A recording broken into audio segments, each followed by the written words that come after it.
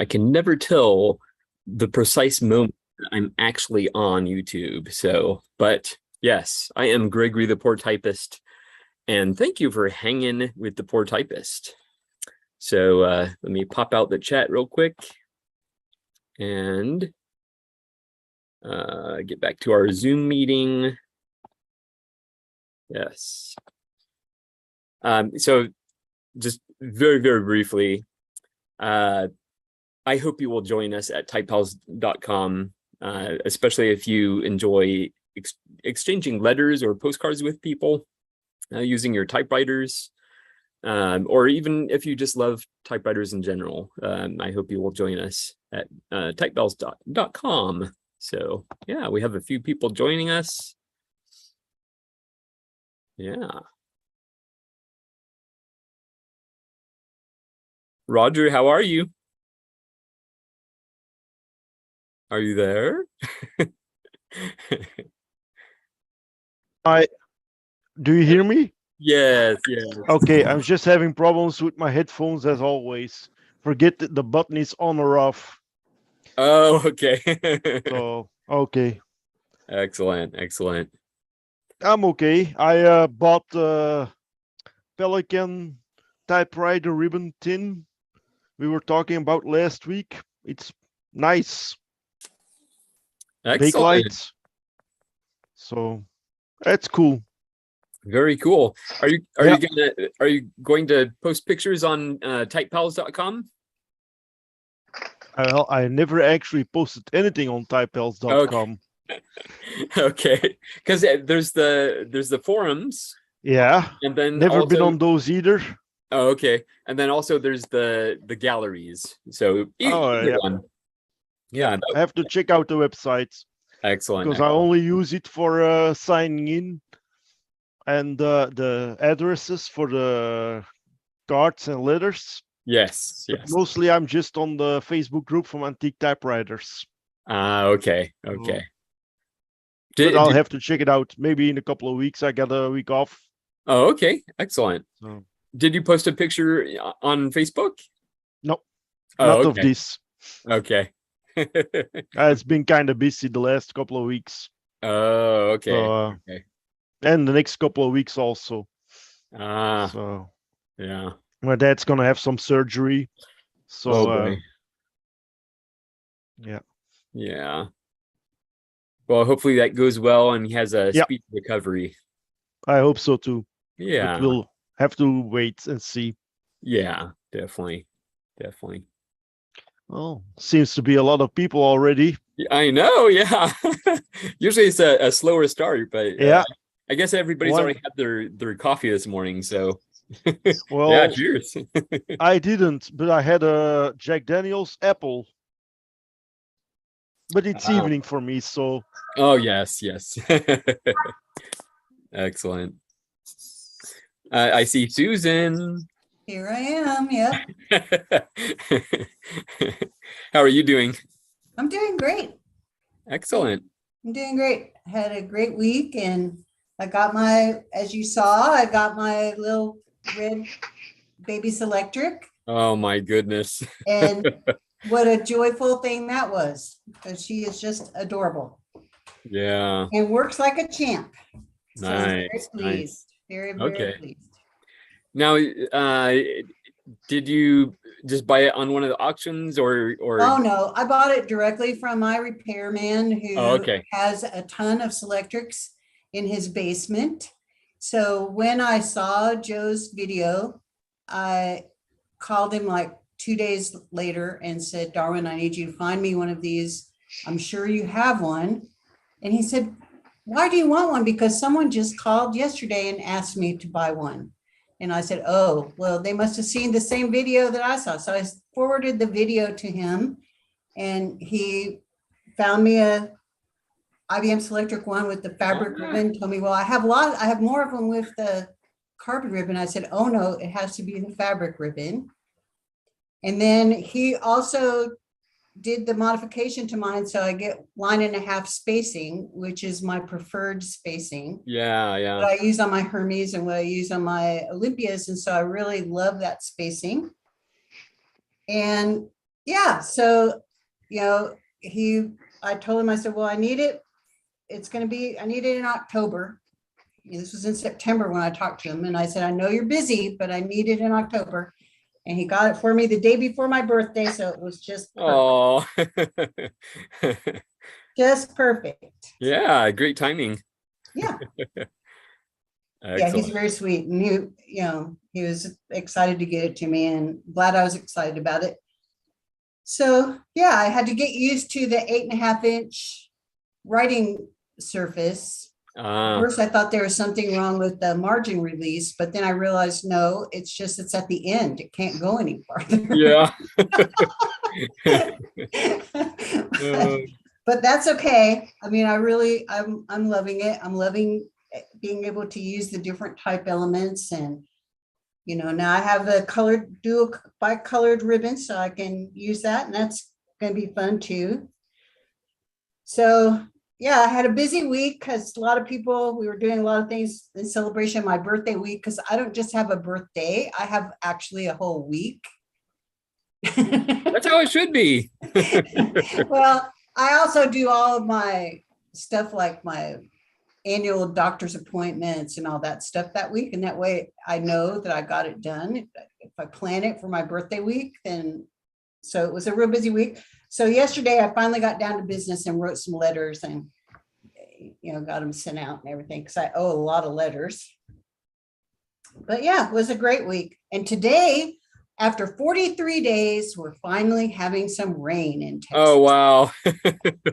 43 days. So that's not the longest. This summer we went 67 days, which was the second longest in history since they've recorded weather in Texas. But now it's been 43 days, and finally we got some rain. So hallelujah. Yeah. And we're going to have cooler weather. So yesterday was 93, and today we're going to be probably about 78. So okay. Yay! Yeah. We can pretend it's fall. Exactly. Yeah, we're having cooler weather, and the past couple days it's actually been a little rainy. So yeah, enjoying it. Yeah, rain makes a big difference. Oh yeah, definitely. Excellent. Well, it's so good to see you. It's good to see you. It's good to see everyone. I see Carlos too. I see Curry also had a birthday recently. And Christoph, you got some IBM Selectrics too, I saw. Nice. Yes, I found Selectrics into a collection of 5 Selectrics. 3 Selectrics 2 and 2 Selectric 1, and I booked the best and the worst of the collection.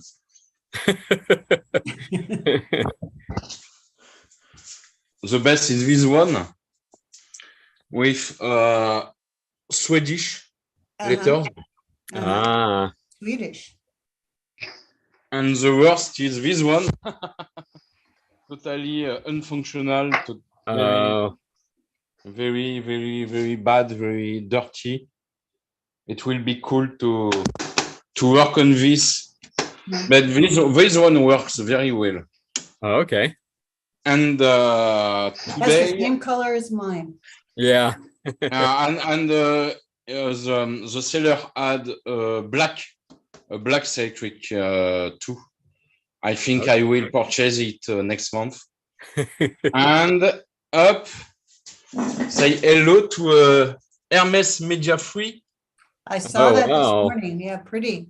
Yeah, I put the 3,000 to see the difference with the options, the magic margins, and you don't have it here. Oh. There's a difference between the two machines, the Hermes 3,000 and the Media Free. It's a low cost 3,000. Yeah. And I found this cute Olympia 2066. Yeah. I love it.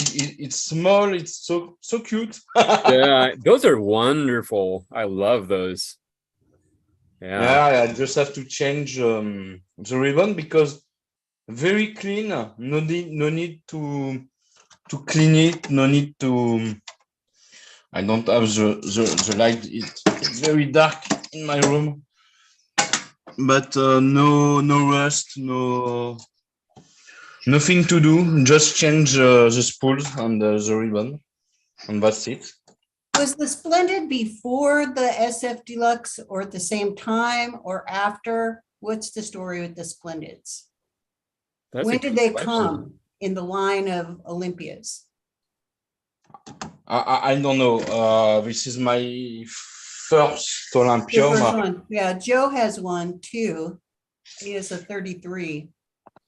I have an SF Deluxe. It's the same color way as that one. It looks like, I think the SF Deluxe is a little bit bigger and probably has a few extra features that that one doesn't have, but they're great typewriters. Oh yeah. That's very small, very cute. And as you can see, very clean. They're very sturdy, yeah. And yeah, I'm only for $10. 10 for this and 10 for this. And the Hermes is in very good shape. Great. And I'm happy to have it, and I have some documents. I saw that you had that paperwork. That's amazing. It shows all the typefaces and everything, huh? And I have some documents about Hermes options. Yeah. All the characters you could find and all the options you could have on each model of Hermes. It's a cool document. So very cool. This is my my week. Wow. My week. Nice. But the IBM is, this one is very dirty. It's incredible how it's dirty. This is the blue with French keyboard and the yellow yellow touch back, and all the, this is stuck pad, and a lot of work to do. But I boot it because I have the documents to. I will try to repair or to dismantle all and to look inside. And this one had the cover. This one had the cover, but this one, the cover is broken. Oh. Do they both power on? Sorry? Do they both power on? Or are the motors dead? This one is stuck, totally stuck, but this one works. Up.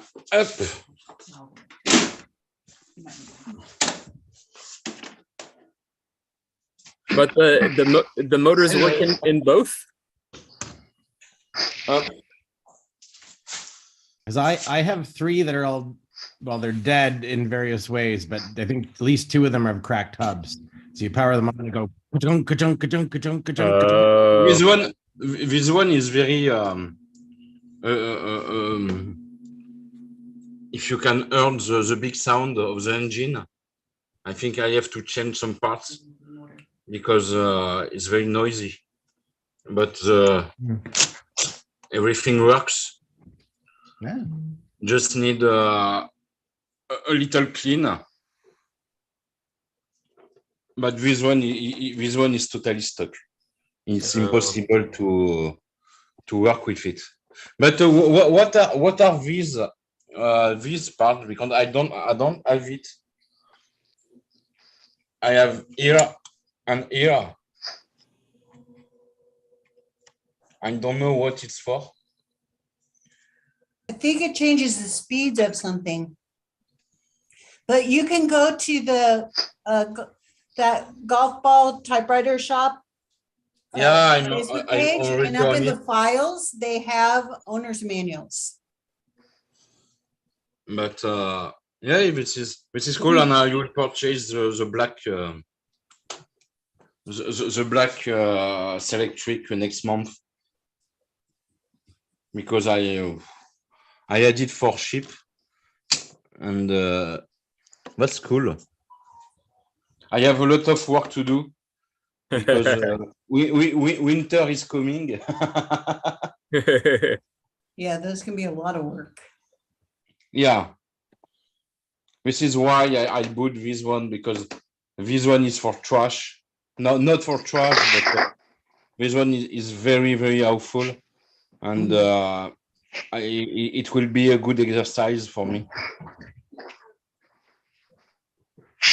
So I just did a little bit of research on the typewriter database about the Olympia, this Splendid 66.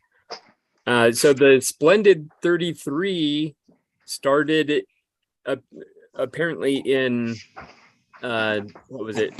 The Splendid 33 in 1958, the Splendid 66 in 1959. But the SF, what was it? The SF in 1956. So it looks like the SF was first. Yeah, that came first, then the 33, then presumably the 66, then presumably the 99. So, yeah. Yeah, this one is very clean. Only a little scratch here on here, but nothing more. No more scratches. Yeah. It will be a good toy to write with, I think. Oh yeah, definitely. Those are fantastic. And to carry in the car if I need a portable typewriter. Yeah. Oh, those are beautiful. I love those. Yeah. So, okay, I have a lot of work. Yeah. Very cool. That's cool. I will be very busy this winter. Yeah. Excellent. I have a little kitten behind me. So now I about Hermes. This is my fifth Hermes. Okay. And with the media, I have all the I have the brush, the two brushes, the key, original key, and that's very funny to see all the options you can have on a 3000, and you don't have on this model. You don't have this option here. You don't have the margins, but the margins are hidden inside the carriage. Oh yeah. This is pretty difficult to see how to fix the margins on this typewriter. Yeah. But I would be fine with that because I don't need all those bells and whistles. Yeah. You actually don't see the Media 3 very often, though. It's all about the 3000. Those you see a lot. Yeah, I didn't know the existence of the Media 3. Yeah. And I saw all the 3000. The ambassador, the biggest Hermes ambassador, no? Oh the yeah. baby and the biggest, and I don't remember the name of the biggest Hermes, the very big Hermes. It was ambassador, no? Hermes ambassador? I don't remember. Yeah, I don't remember. But I found it an electric Hermes ambassador and the mechanic Hermes ambassador, but I have to see if they are in good condition. I will complete all my Hermes collection. I just have to to find my new shelves. Next month, I will purchase my new shelves to put all my typewriters on. Nice. Okay. Cool. All right. Well, thank you so much. That's awesome. Yeah. Yeah, that's a pretty good find today. Yeah, definitely. Very cool. Colby's back from his trip. Hey, Gregory. Yeah, hi. How was Good to it? be back. Good to see some people here that I haven't seen before. Yeah. Which is most of you. Yeah, the trip was great. Yeah, about 2 weeks with my wife. I traveled around Utah. Okay. And yeah, I brought a typewriter with me. I didn't get to use it as much as I'd like to. Yeah. Mainly because I'm the only driver in our small family and spending a lot of time behind the wheel. Can't really type while you're driving. It's very dangerous. It's worse than texting and and driving. I'd like to see the conversation with the cop. Or Oh boy. Hello. Oh man. Yeah, but it was great. I had some issues with the typewriter I brought. It should have been serviced a little more. It was a Royal Quiet Deluxe from 1957. But I got home and I made the mistake of going on Shop Goodwill. I'm not even a collector. I don't know why I shop for typewriters. But I really wanted to get one to work because I did a lot of audio journaling on the trip, which is essentially just recording into my phone for later. And now I'm in the process with my new Remington Quiet Writer that I found online for $10. Works really well. It's amazing how you can get a typewriter for $10 and it works right out the door. That's crazy. But I've been typing up journal entries. I've been doing little notes, stuff like, just small details, so I can access different points in the recording for subjects, because I'll jump around on what I'm talking about. But yeah, it was a really fun trip. We planned for it for 6 months. Wow. We went to all 5 national parks. Oh my goodness. Yeah, the parks there are amazing. Yeah. Wow. That's crazy. Yeah, that's it for me, really. I'm glad to be back and hanging out with you guys. Yeah. Now, is it that sensation that you really enjoyed your time away, but you're like, it's kind of a relief to be home and just back in my comfortable space? Yeah. Able to pick up on projects that you're taking a vacation from. Yeah. But my wife and I love exploring and spending time camping, and we didn't know where we were going to stay most of the nights. We were out there finding lots of cool BLM spots to just set up a tent. Nice. But yeah, so it's nice to come home and knowing where you're going to sleep every night. Yeah. Don't have to worry about driving. Yes. Excellent. All right. Well, it's so good to see you again. Thank you. I'm glad I see that you're out of a cat prison.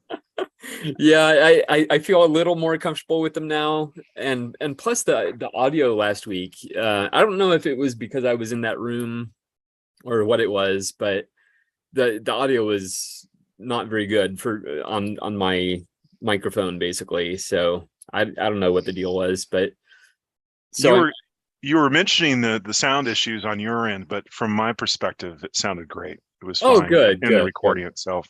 Okay, that's good. Excellent. I'm very, very picky about the sound, so if it sounds even slightly off, I'm like, It can really annoy you. Yeah. Yeah. You hate it when sometimes you have an echo. Yeah. In your ear. It's like, I can't even think when I hear that. Exactly. Yeah. Well, plus I'm getting back in the mindset of producing the podcast. The podcast has been on hiatus and is finally going to be coming back. So now I'm thinking, well, I need the audio to sound its best, and so I'm kind of in that mindset of being overly critical of the audio, even though I know most people don't care, but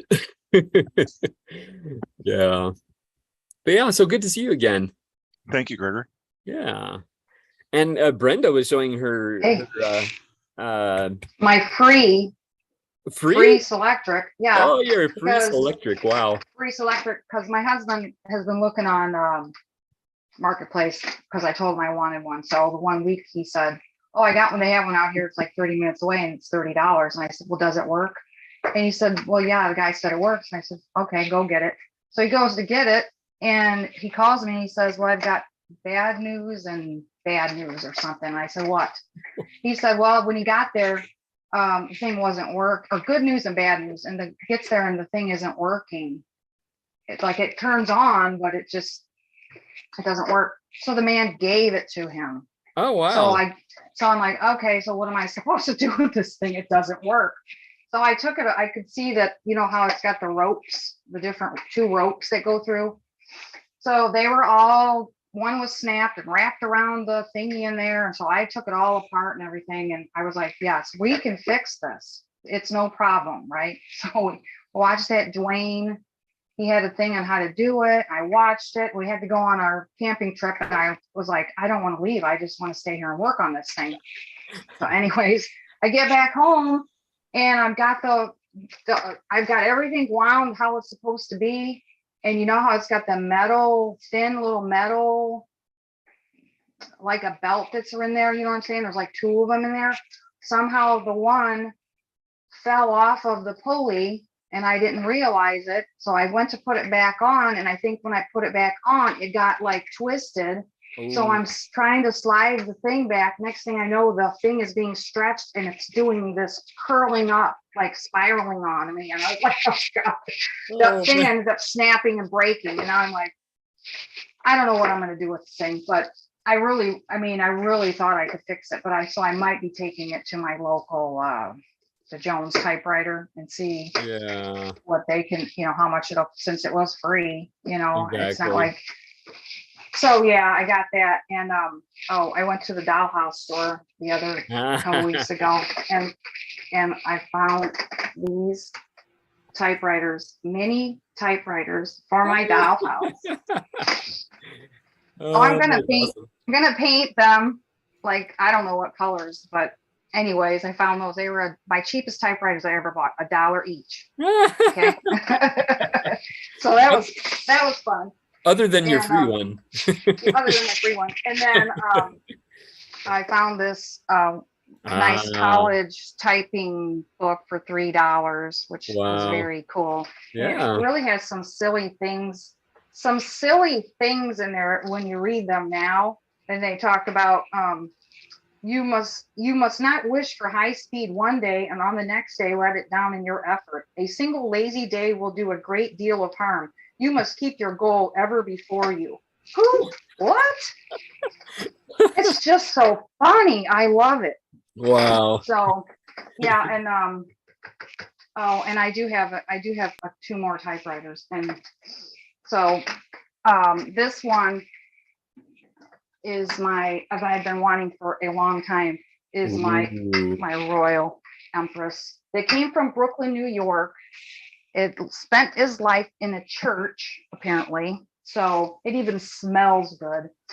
And it smells like a church. You know how you smell how your Bible smells? I don't know if you ever sniffed a Bible, but I sniffed my Bible and this thing smells like the smell, like the oils, or I don't know what it is. Wow. So it's missing this end thing, but I just used a part off of a light bulb. I don't know. So I put that in there. And so anyways, I get it. It's all wrapped up really nice in this big, humongous box. And I thought, oh, this will be fine. The damn thing was upside down in the box. Oh. And I thought, who does that? How do you not know it's upside down when you put it in a box? So I was really afraid that all the knobs and everything on top were going to be beat up and broken. They were fine. But the only thing, it's got that spring that goes in there that connects the magic margins. That had come undone, and I was able to put it back on. But this has one of the reasons I liked it. It has the Hans, how do you say it? Franz Holm font typeface. Yeah, But if they're you like, see the G and the J's, it's a different typeface. yeah, they The seem P's, wider. yeah, it's really nice. Yeah. So I was glad to find not only the typewriter, but that it had a really nice typeface on it. Brenda, do you know cool. the name of that color that Royal has given it? No, I don't. I know that I Do was just you? looking into this for mine because we have the same color. Yeah. Remington calls it mist green, Okay. and I think Olympus calls theirs like sea coast mist or sea foam or something. Yeah.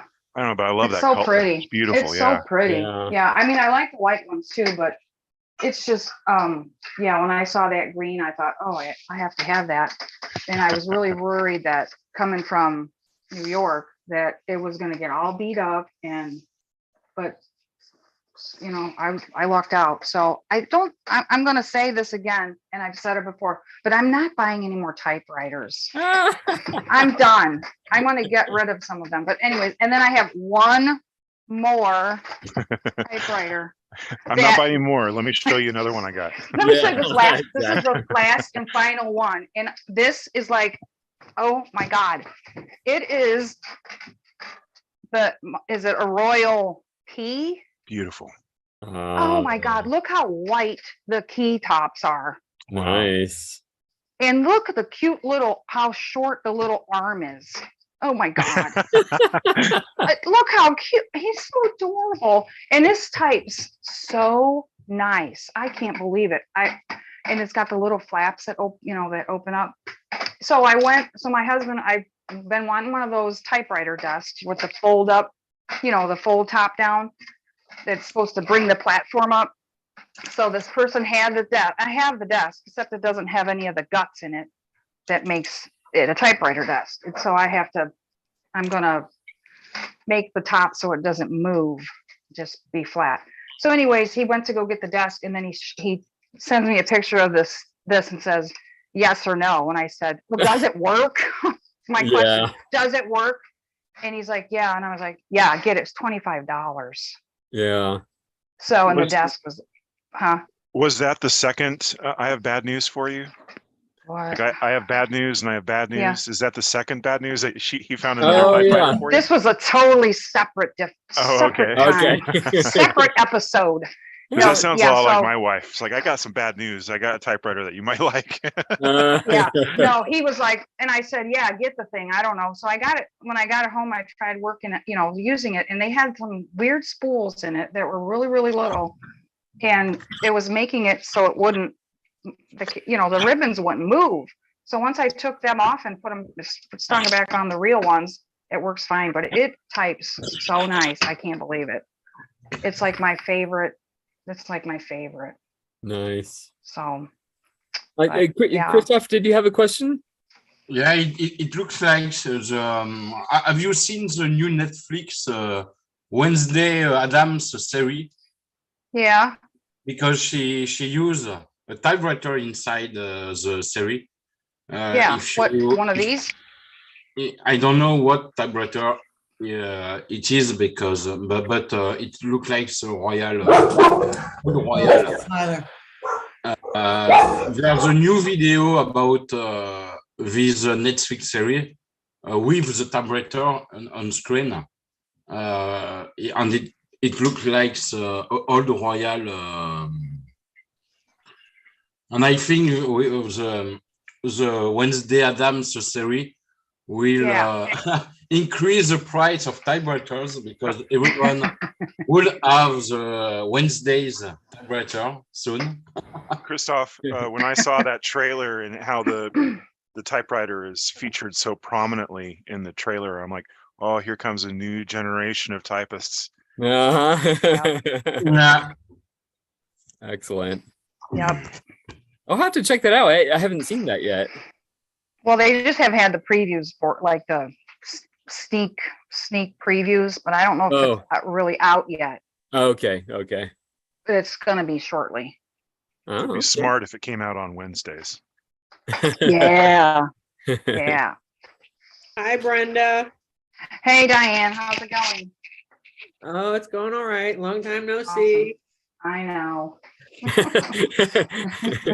I know. I've been around, I don't know what I've been doing. Went to the Outer Banks this summer, camping or whatever. And then we just got back from Jackson Center in Ohio to the Airstream plant factory and took a tour, and that was really cool. And then I went to Michigan and saw my parents for a few days, and it's just been like unpacking and never getting ready to leave again. So it's like, I don't know where the time goes. I really don't.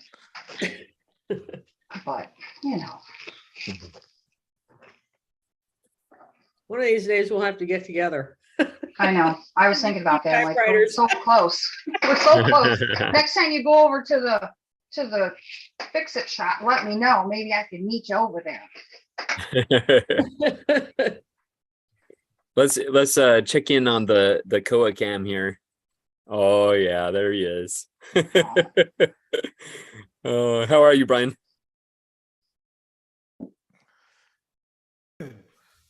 Excellent. Yeah, I figured I'd set up the Koa cam today just for his. Actually, we got him a new bed, and I thought he'd be lying in that, and he's not. So I had to move the camera to where he was. He doesn't care about the bed. He's by the door. Oh yeah. Yeah. Nice cool floor. Yeah, he's enjoying the nice cool floor. And the typewriter case is next to him. Oh yeah, that's right. It's a Hermes 3000 and it's a Royal. Ah, okay. Oh, he's on the move. Oh, there he is. He's gonna show up in his bed. I don't know. Nature photography. Yeah. You go in your bed, Koa? No, you don't want to. Excellent. Yeah. Is that a Labradoodle? No, he's just a poodle. Yeah, those standard poodles are large. Very big dog. Yeah. Yeah. It's funny how they can have a completely different look just based on how you groom them. Mm-hmm. Yeah. He's a very distinctive dog. Yeah. Usually has his faux hawk going. Ooh. Hey, Oh, Rhea, the there he is. standard poodle, he needs to be 18 inches or taller at the shoulders to be a standard. Oh, Less than that I think he's more than 18. is a miniature, and then that he's got like 30 different styles he can put that dog in. Yeah. I can Oh do yeah. about 8. Yeah. Okay. I jump in when there's poodle talk. Sorry. Measure you to the Not shoulder. typewriters. Poodle, here I am. Yeah. I was just next door looking at a chicken collection, so that was fun. Oh, okay. 2 doors down. She's got hundreds, and I'm like, I'll help. Yeah. He's 24 inches at the shoulder. Oh my Yeah. goodness. Nice Wow. and baggy. Definitely standard. You got a Congratulations, mustache Phil. on him? News. Got a mustache on him. Let's see. Okay. Go to bed, Koa. Nice. Move on over here. And I like your shirt. Oh, thank you. There you go. I still don't want to lay down. Very cool. And let's see. Diane, how are you?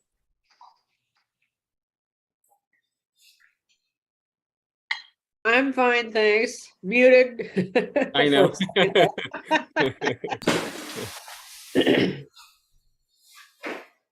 Yeah. Been a long week. I'm surprised it's Sunday. I kind of wish it wasn't, but it is. Oh, but at least you get to hang out in typewriter church. I do. Yes, I do. I'm happy. This is kind of my social life, you know. Oh. I finally got something back. Oh. Nice. The piece for the Royal P is also back, but it's in its case. So Oh, okay. Diane, is that also a light green typewriter? It is. That's the Wow, theme that's today. incredible. 3 in a row. Well, that's the electric Smith Corona 5 series. Yeah. I love those typewriters. Oh yeah. I have one of those too. It's brown. I gave Okay. mine to my nephew. Wow. He got my the electric one and the manual, because he was like, well, I like the manual one. Or he said, I like the electric one. I said, yeah, but what about when you go camping? You can't really take that with you. He goes, yeah, I like the manual. I just take them both. Oh, I can't take them both. I said, yeah, you are. You're taking both of them. So he took both of them, and I haven't heard from him, but I was like, that was such a great feeling giving those away. I don't know why, but it was just like, maybe it was sharing, like, yay, finally someone else that I know likes a typewriter, Yeah. So Exactly. It is great when you meet somebody who is just starting to collect and you can add to their collection. I've done that a couple Yeah. times and it is a really nice feeling. look, Diane, we're twins. Yeah. Well, mine doesn't have the spool. You don't have cover, the flips. Oh, okay. but Huh. it's like this piece here, the paper table was gone for 18 months as Wow. well. There's some sort of spring, I think, there, and I don't know if I have it on there right or not, but it fits and it doesn't move, it doesn't fall off, so I guess it's on there right. Anyway, so yes, it's in one piece again. Now the platen is hard as a rock. I think I've tried 3 sheets of paper plus a little plastic sheet, and it still makes noise. Oh, And you're gonna leave it on the board? well, You don't take the board off? I took mine off the board. well, I have the lid too. Yeah, I do too, but I don't want it on the board. I don't know why. Well, I just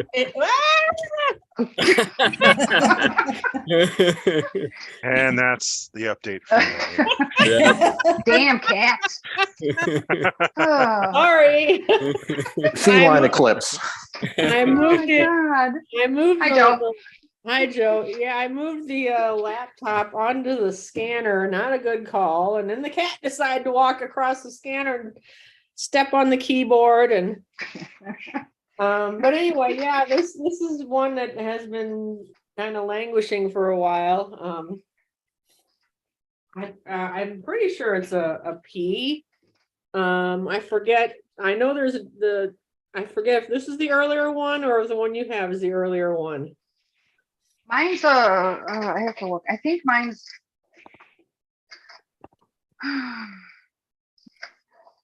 I think this is a 29.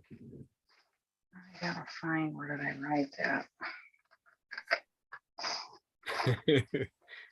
Yeah, that's a scary. Yep, this is a 20. Mine's a 1930. It's Okay, yeah, according this, to the this base. is a 29. Here's the type base. Oh, nice.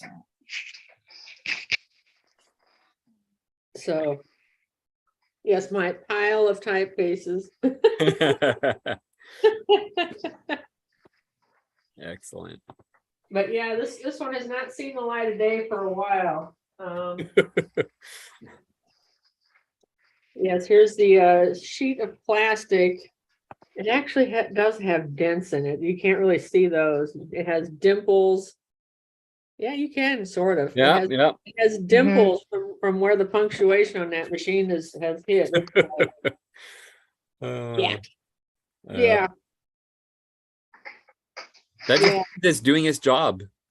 Yeah, it's like I have a note here from January 14th, 2021. The platen and feed rollers on this machine are shot. Yeah. It's like, can you still turn them? Will they still roll? Yes. But other than that, they really are shot. Yeah. I mean, yeah, I could put paper in there and type, yes.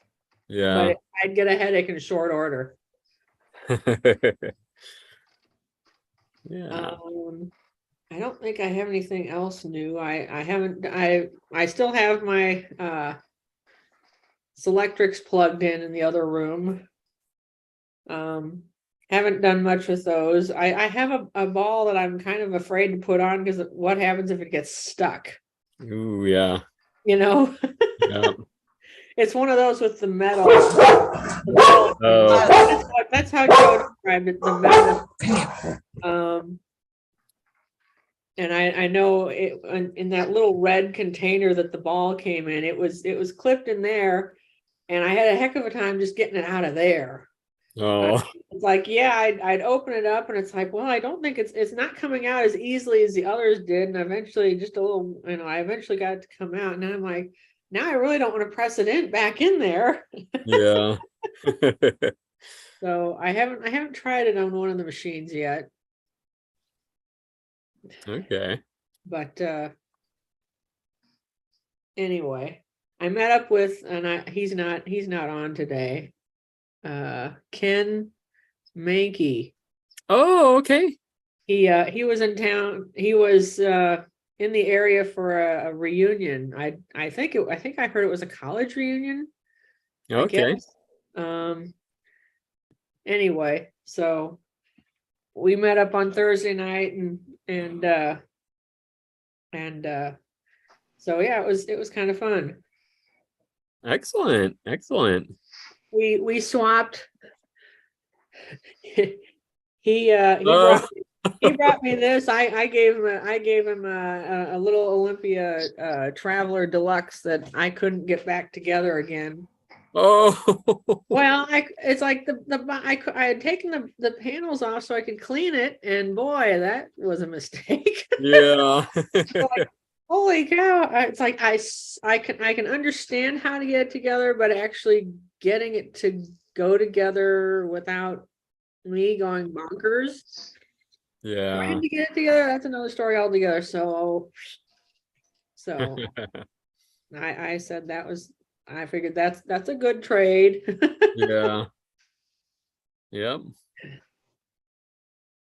Excellent. Oh, Curry said he likes the barista cam. Yeah. Is that the dog's name? No, Carlos. Coffee. Oh! I didn't see that. I'm like, what is he? You got the Koa cam and the barista cam, and I'm sure we come up with a few other things. Yeah. Yeah, I could show you my poor cat with the cone on her head, but I don't think you can see that. Cone of shame. Well, that's a nice setup, Carlos. It's not really a shame. The poor thing had a feeding tube put in on Thursday. Oh no. Because she's been losing weight and we don't know why. And every time the vet did a test, it came back negative or normal. And so we still don't know what's going on, but in the meantime, she kept losing weight. And so this is the short-term solution of at least getting her to the point where we can hopefully figure out what's going on. Yeah. How are her teeth? How are her teeth? As fine as Yeah. far as I know. They're not like rotting in her head or anything, right? They would have looked at that, I would think. Yeah, they did. Yeah. No, it's just she's just I don't know. Huh. She's just kind of wasting away. It's kind of hard to see. She's a good little girl, and she's on her pillow over here by the window, which you really can't see unless I lift the computer up. Oh. Yeah, she's a good girl. The cone of shame. It kind of makes it hard. It kind of makes it hard to sleep. So the cat beds with these little curves cut out are pretty good. Yeah. They have those. It's more like a donut that you inflate it and put it around the cat's neck. That kind wouldn't work. I don't know. That's just what the vet put on. Oh, okay. I think anything inflatable around a cat's neck with talons wouldn't last very long. What? Well, she has all her claws, so you're probably right. It probably wouldn't last too long. Okay, we had luck using it on our cat, but and he had his claws, but I don't know. Yeah. But yeah, you would think that would not last long at all.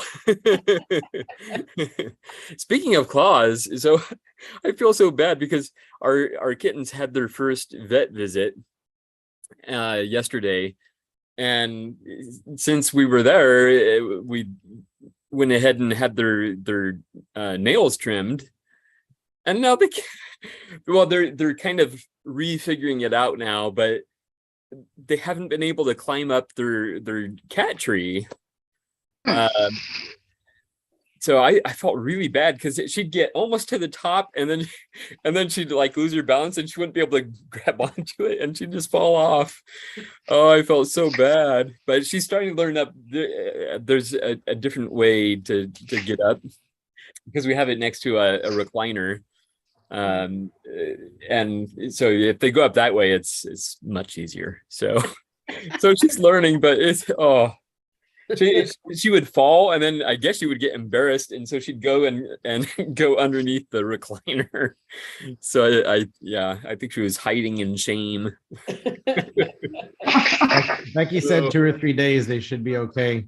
We don't for the fronts. We don't really trim the claws on our cats. Only Willie, because she's polydactyl, so some of her toes are turned in. So we gotta trim those. But the rest of them, they'll scratch at stuff or whatever. And sometimes you find like the sheath, the outer part of the nail that comes off. You'll find that somebody lost the whole outer part of their nail, but so that just comes off. Yeah, I let the vet trim them once a year. It's like because I don't have that skill. Yeah, well, I mean, we're doing the thing where when they're in a relaxed state, you kind of play with their paws and get them used to being touched on their paws. So they're pretty comfortable with that. And the next phase was to trim them, but then we have them at the vet, so we just let them do it. But now I'm not sure if I actually want to keep them trimmed because they used to be able to get up that cat tree so incredibly fast. Like all the way to the top, and it's a pretty tall one. It's only slightly shorter than me, so of course I'm pretty short, but And here we thought you were Gregory. I know Gregory the Poor Typist, but I'm actually Gregory Short. But Curry, how are you doing? I'm good. The 50th birthday just keeps on going. Just keep rolling. So here's one of the typewriters that I got this week. Oh, I better zoom in on that. Adorable. No, it's electric, but there's a little. How's the platen on it? Is that pencil sharpener? Very hard. Yeah. And then another one that I got, and it's got the box has seen better days, but don't usually get toy ones, but this was a gift. So let's see. We'll turn it this way. It actually says on the bottom. Unique. And there's only I looked it up on the typewriter database. There is actually one of them on there.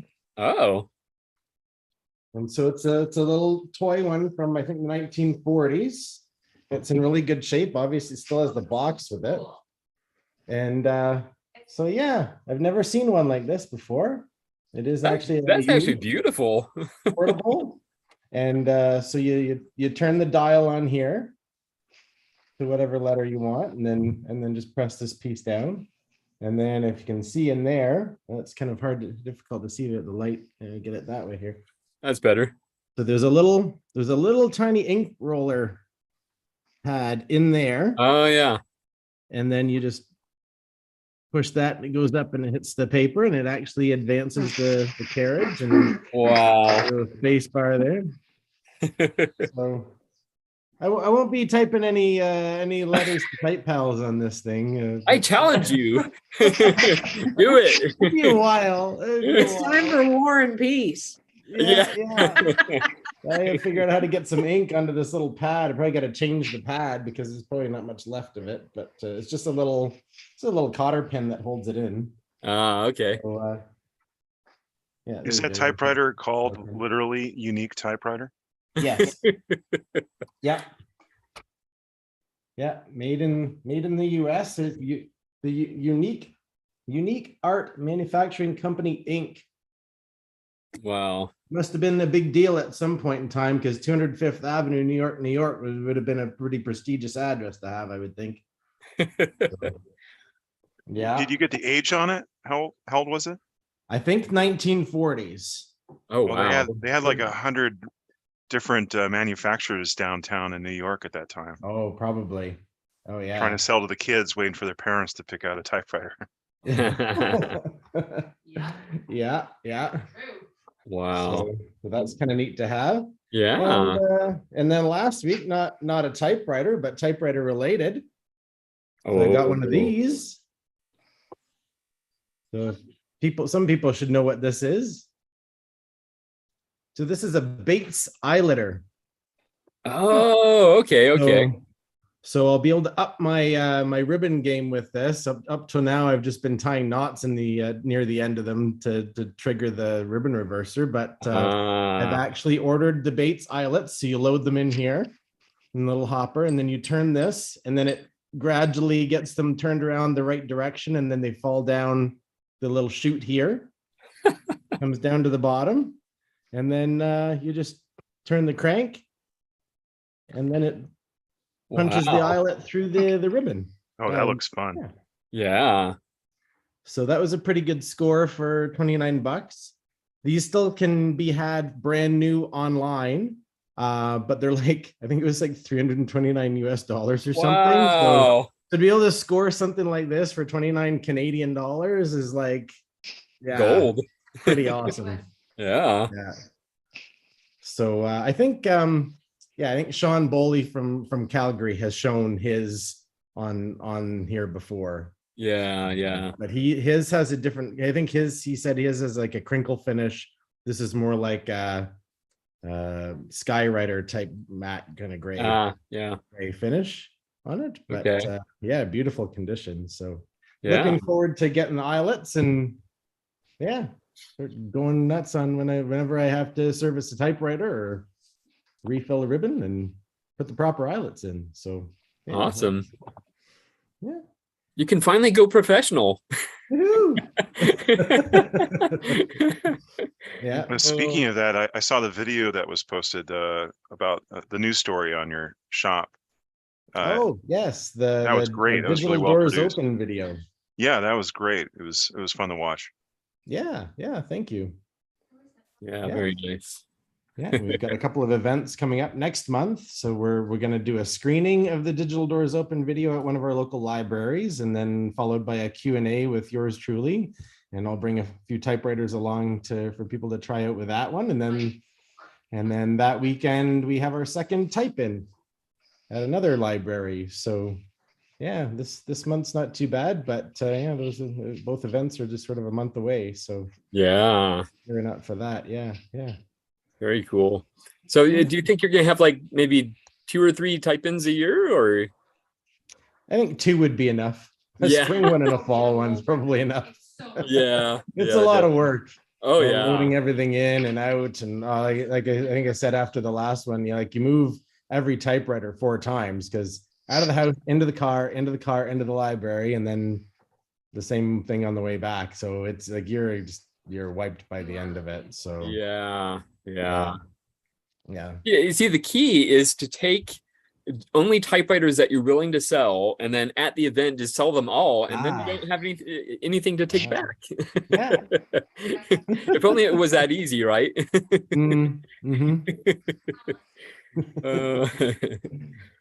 Very cool. Yeah. Let's see. Co's finally in his bed. Just hanging out there. And Carlos, how are you doing? You're all done making your coffee? Yeah, all done. I would show you the latte art I created, but now it's gone. Oh, yeah. It's been ruined. Yeah, with a dunking of a little cookie. Yeah. So did you end up making it down to LA or not yet, or? No, we had to change the plan, so I didn't make it. Okay. I felt bad because I was like, oh no, this was the weekend. And, yeah, no. So, Yeah, otherwise, I would have reached out again. Yeah. okay, good. Yeah. Very cool. Yeah. And any new typewriters, anything for you? Nope. Nope. Same old, Yeah. Very cool. It's good to see you. Yeah. Neil, how are you doing? I'm good, thanks. How are you, Gregory? Very good. Very relaxed. Yeah. I actually was late today because I've had not a problem, I'll call it a challenge with my IBM. And I keep going back to the workshop thinking, okay, I'll take another look at it. And I don't get frustrated. I just know when to stop. So I leave and go back the next day and take another look at it. And so I kind of got lost in the bowels of the mechanics for a while. Looked up at the clock and was like, oh boy, I'm late for Typewriter Club. So there's no such thing as late here. So yeah, exactly. But it's still proving to be fun. I've just got a couple. I'm not going to get into it here because people are sick of talking about IBMs probably by now. But I'm going to reach out when I know a little bit more. The golf ball typewriter page on Facebook is pretty amazing because there are a lot of full service manuals on there, and I'm going through there trying to pinpoint the name of the actual piece that I'm having an issue with. And you're going through these manuals after, like the one I just looked at this morning was like 247 pages, and you're kind of swiping through them. After a while, your eyes kind of cross looking at all the stuff. So that's but it'll come. I know it's something simple, but the more I look at those manuals, the more I realize that, oh my goodness, there are like 25,000 things that could go wrong. So hopefully whatever I have to deal with is on the simple side, but it's fun. It kind of makes me want to go back and look at the manuals again. So that part. What else is happening? The biggest news, I guess, is that I've been in the planning with our local library here the last month. We kind of got it figured out now, but we have we're billing it as the first ever Florida Keys type-in that's going to schedule for Saturday, December 3rd at our local library here. Nice. Key West. So I've been ordered some more ribbon from Baco, the big spool, and getting my machines kind of fresh ribbons on them and getting things ready for that. And I've got a support staff of about 5 people that are going to be there to help me do everything that needs to be done. So, but the library's been fantastic. I think they're more excited about it than I am. I mean, I'm excited about it, but they were just like really kind of intrigued by the whole idea. So yeah, really supportive. And they've got a new person who's in charge of their I don't know what you call it, social media. And okay. Yeah. Yeah, she was actually a reporter for the Miami Herald who took this job just about a month ago. So she's excited about helping out, and so they'll do media stuff on their Facebook page and in the newspaper and that sort of thing. So, and they said as far as paper and supplies, they'll put all that out. So it's I'm seeing now what a lot of work this is going to be. And whoever was just mentioning, Curry, I guess, was talking about carrying typewriters, that I've already been thinking about how many times they have to be moved. He's absolutely right. Move them from the shop to the car, from the car to the library, and then reverse at the end of the day. So so that's going to be fun, but that's pretty much what's going on here. Okay. One As thing someone that helps with moving the typewriters around is I use a garden cart. So one of those collapsible garden carts, and then I load a bunch of typewriters into the garden cart and then roll it out to the car and then back into the library same way. And you can save yourself your back a lot of pain. You don't have to make as many trips. It's not heavy, and you can get quite a few in there. I was just thinking you could come and help carry them, Susan. I could come. I would love to come. There would be no. I would love to come, but I don't know if I can in December. But yeah, it is. I mean, it is a lot of work, you know, but it's a lot of fun. I'm really looking forward to mine that's coming up in November. So. Yeah, we were originally scheduled for November, the first Saturday in November, but they asked me if I would mind changing it to the first Saturday in December because that's their first down here. And we have a lot of influx of tourists that come right after Thanksgiving. Mm-hmm. The island just fills up with people. So that's when our library does their book sales, where they purge all their media, books and tapes and CDs and all that. And they have tons of stuff they put out. I never miss one because I always find wonderful books there. They're like dirt cheap, you know, buy more books than I even need. But there's a ton of people that come to that. So they thought that'd be the perfect time to do it because they can put up a sign and direct people to come into they were going to put me in the auditorium, which is kind of on the other part of the library. But she said, no, we really want you right out here in the center of things. So they're going to rearrange furniture, I guess, and put things up. So I plan to have one area that's going to be like the do not touch table with one of my staffers there with a yardstick enforcing. Yeah, that's what I'm doing too this time is I'm going to have a separate table for the more, you know, delicate machines, to also encourage people to bring a more delicate machine. You know, yeah, that's nice. And then also another thing that I'm doing this time is I'm using brightly colored paper for the kids to type on. So because they love anything that's colored, you know, bright colors.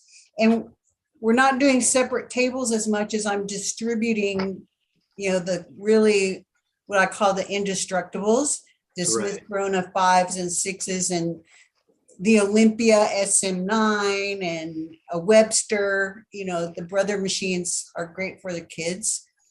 But yeah, I agree with you. It's nice to have a separate table for the, you know, these aren't necessarily daily typers. We don't, yeah. Yeah. So, and I'll bring I've got plenty to bring over that are the type that they can just bang away on if they want. So electric and manual Smith Coronas and that. So, and I'm sure, you know, do one and I'll learn a lot after this one, but because everybody else here has shared all their information, that kind of got a jump start on kind of how to go about doing it. So exactly. Yeah, looking forward to it. So yeah. Well, that's exciting. We're excited for you. Yeah, definitely. They're even more excited. I mean, I'm excited, but they thought this is like really a cool thing to do. Sometimes I meet with them and they start talking about their aunt who had this typewriter, their mother or father had this one. Before you know it, they're talking about all their typewriters. So hopefully, you know, it's going to be interesting because this is the first one that I know of that's happened in the Florida Keys. So hopefully there's people out there that share our interests that I don't even know about yet. So I think that's probably going to happen, which would be cool. Although it's more competition at the thrift store. Yeah. That's good. I'm about typewritered out right now anyway. So yeah. Pretty good shape. So anyway, that's all the news that is news. All right. Excellent. But that's very exciting. And you know, if any of us can help in any way, just let us know. Oh, for sure. Yeah. Great to see everybody. Yeah, good to see you too. Bill, it's good to see you. Hey, Gregory, how are you doing? Very good. Yeah. How are the kittens? Oh, they're great. We have the window open. We have these large windows in this room, as you can see behind me. They're at the one over there right now, and they just love staring out and looking for the birds and the squirrels and just enjoying the fresh air. So yeah, nice. They're great. Yeah. they've earned the privilege of the rest of the house at this point. Yeah. Yeah, they can mostly be trusted now, mostly. Cool. Of That's course, good to hear. they have yet to discover. Well, they've looked at the aquarium, but I don't think they've noticed that there's anything in it yet, because there's only one fish in there, because there's a bed of fish. So, but they look at it curiously, but then they don't really see much. So, because bettas sleep a lot, so. Interesting. Yeah, but they can mostly be trusted now. So yeah. Plus, it's more comfortable for me to be out here rather than balancing on stacks of my wife's papers. Right. So it's a win-win-win. Yes, definitely. Except for maybe the beta gets a little nervous. I don't know. Yeah. he's seriously asleep most of the time, so he'll wake up and swim around and want his food, and then he goes back to sleep. So wow, that's wild. Yeah, and he's in a 10-gallon aquarium, so he has like tons of room. So there are some snails in there. It started with one that came in on a plant, and apparently snails don't need a mate to have babies. And so now there's like dozens in there. Oh my God. They're tiny little snails though. They're bladder snails. So they're pretty darn small. About the bigger ones are about the size of a pea. So very small. Yeah. Wow. Pretty wild. Yeah. Any typing or anything for you lately? Well, yeah, I'm just I'm pretty much all caught up on my correspondence, with the exception of Ted, because I need to put a mixtape together for him. Ah, yes. And I just got my cassette deck back from the shop this week, so I'll get started on that. And I got a couple letters in the mail yesterday, and am working on those now. So feels good to be caught up once again, and yeah. So yeah, just trying to stay on top of that, and so yeah, just exercising my machines, Yes, nice. Yeah, so I definitely need to get caught up on my letters, and I'm sure I have at least one letter in there from you. So oh yeah. It never ends, but that's good though, because there's always something there to occupy ourselves with. So yeah, definitely. Yeah. But yeah, other than that, nothing notable. Just okay. Hopped on to hang out with everybody for a while. What have been your typewriters of choice lately? Well, I mean, I always end up back on one of my SM9s inevitably. It just, for me, I just can't top that overall typing experience. And but right now I'm using my little Imperial Good Companion 5. Okay. And so that's very similar to my Torpedo 18B, but I think the keyboard might be just a little bit smaller. This is I think about Joe when I type with this machine, because it's one of the few where my pinky will actually catch the shift lock key when I'm hunting for the A, and so I'll every once in a while I'll get that knockdown A effect going in the letter. And yeah, it's I paid it a little bit more attention with some cleaning, degreasing, whatever. So it's typing better, and I still got a goopy ribbon in it, but it's the type's plenty readable. It's just not quite as clean and crisp as I would ultimately like. Yeah. Like I've mentioned in the past with this machine, the spindles ribbon spools are so large, I can't just swap out spools with another machine. I have to basically rethread the spools with the fresh ribbon if I want to change it out. So I'm a little too lazy for that. And I mean, the ribbon is got, unfortunately, it's got too much ink on it. So it seems like a waste just to, get rid of it. So I'll type with it for a while and see if it starts to maybe dry out a little bit, whatever, and become less pronounced with the thickness of the ink it leaves behind on the type page. Yeah. There's been ribbons that I ordered on Amazon, and I want to say it was the FJA or something like that. That's the name of the maker of those, and it was super inky. And on the particular typewriter I was using, it was not doing good things. It was let's see, it was the Olympia XLR whatever. the electric, the Type R electric, and it would just slap that ribbon, and so it would basically spray ink all over the page. Oh wow. So but behind the type there's like a mist of ink. And I was like, so I took a paper towel and I ran it the length of the ribbon, I think 2 or 3 times, which takes forever, absolutely forever. And the difference was minimal. So there was just so much ink on there. It was incredible. I ended up getting rid of that typewriter because I discovered that that's one of the things it just likes to do. It likes to spray ink.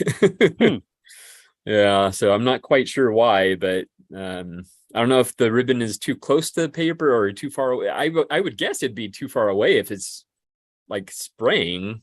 I don't know. But yeah, it's gone now. So interesting. Yeah. I mean, I shouldn't. I'm really noting, not complaining, because of the nature of the ribbon. I got it for free. So Tony over at Typespace hooked me up with this, and it was at the end of one of the big Baco, spool rolls, and he was like, "Oh man, this one's really pretty goopy," So he's like, "Just take it." And so okay, at some point I will experience this machine with a regular ribbon in it, but not for a while, I imagine. Yeah, it may take a while. Excellent. Well, it's so good to see you, Bill. Likewise. Yeah. Congratulations on the kitty graduation. Yeah. It was bound to happen sooner or later, so I'm glad it happened sooner rather than later. So yeah, they're doing great. They're actually amazing kittens. I'm really enjoying them, because with our cat, we loved him like such an incredible amount, and he was a great cat, particularly in his adult life. But when he was young, he was actually pretty evil. So I've talked about that before, but yeah, he basically hated my wife's guts. So oh geez. Yeah, that was a dangerous situation. But they're like so cute. Of course, we've known them since they were a month old, and we've been visiting them in that time. So they've been familiar with us. Plus, the person that has been was raising them, she's like a hardcore cat person. So she was doing like everything right, and they were well taken care of and socialized and all that. So yeah, they're turning into fantastic cats. Definitely. Yeah. Good stuff. Yeah. I'm enjoying seeing Joe type on his Corona, especially since he's chicken pecking. Yeah, you have to chicken peck on this machine. Okay. Because of the dual shift, you'll make mistakes. There's no way around it. I started the other letter I wrote. I started with a big typo right at the very top on the header. I was being real fancy and putting the date, like spaced out letters in red. And it's like, oh crap, I just did a capital letter instead of what is today is the 16th. So the 6, I did a capital Y instead of a 6 because I hit the wrong shift key. But anyways, so is it my turn to talk now? No. Sure. Okay. Anyways, I'm sitting out here in the back patio room. We call it the patio room because it used to be our back patio. So it's a cloudy day. We had rain all night, which we've had a very wet autumn so far for the high desert Southwest. It's usually not this wet. So we had another nice rain last week. Whenever it was the balloon fiesta, several of the days events got rained out, which is a good problem. You can see my grass back there is still green, which is kind of cool. And there's a little yellow spot of the grass right there. See where I'm pointing? That's because my my grandson and his girlfriend just got a little French bulldog puppy.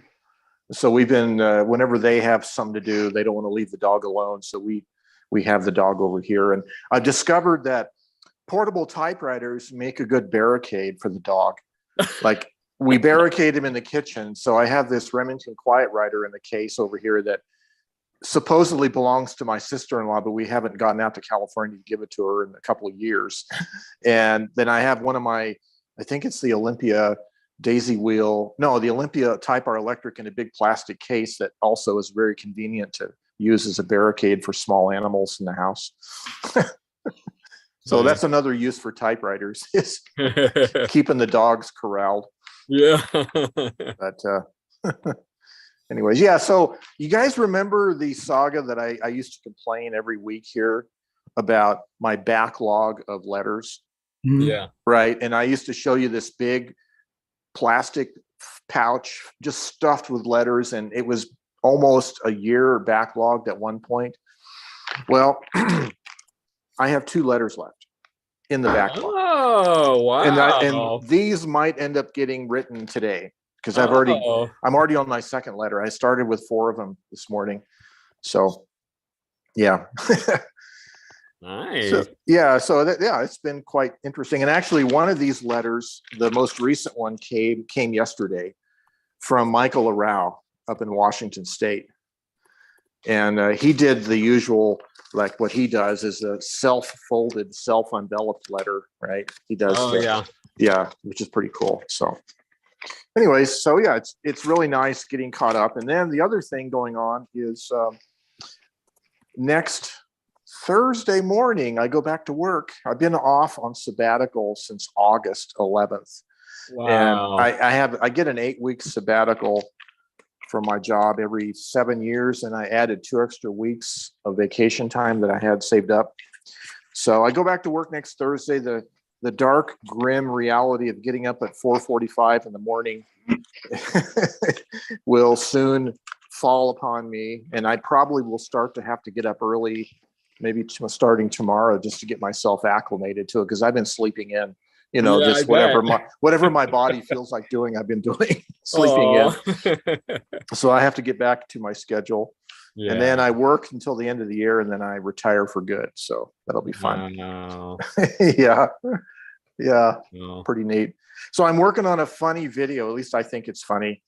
So you notice what I just did just a while ago. I said, Well, yeah. I have a little note, typewritten note taped to my monitor, and my computer monitor says no ums, no ahs, no hems, no haws. Yeah. And so I tend to, if I'm being good about it, I tend to edit those out when I edit my videos.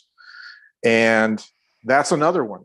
And is another thing that we do, right, in our speech patterns. Or I say so is another one. So what I did yesterday is I went through an archive of a bunch of old videos I've done.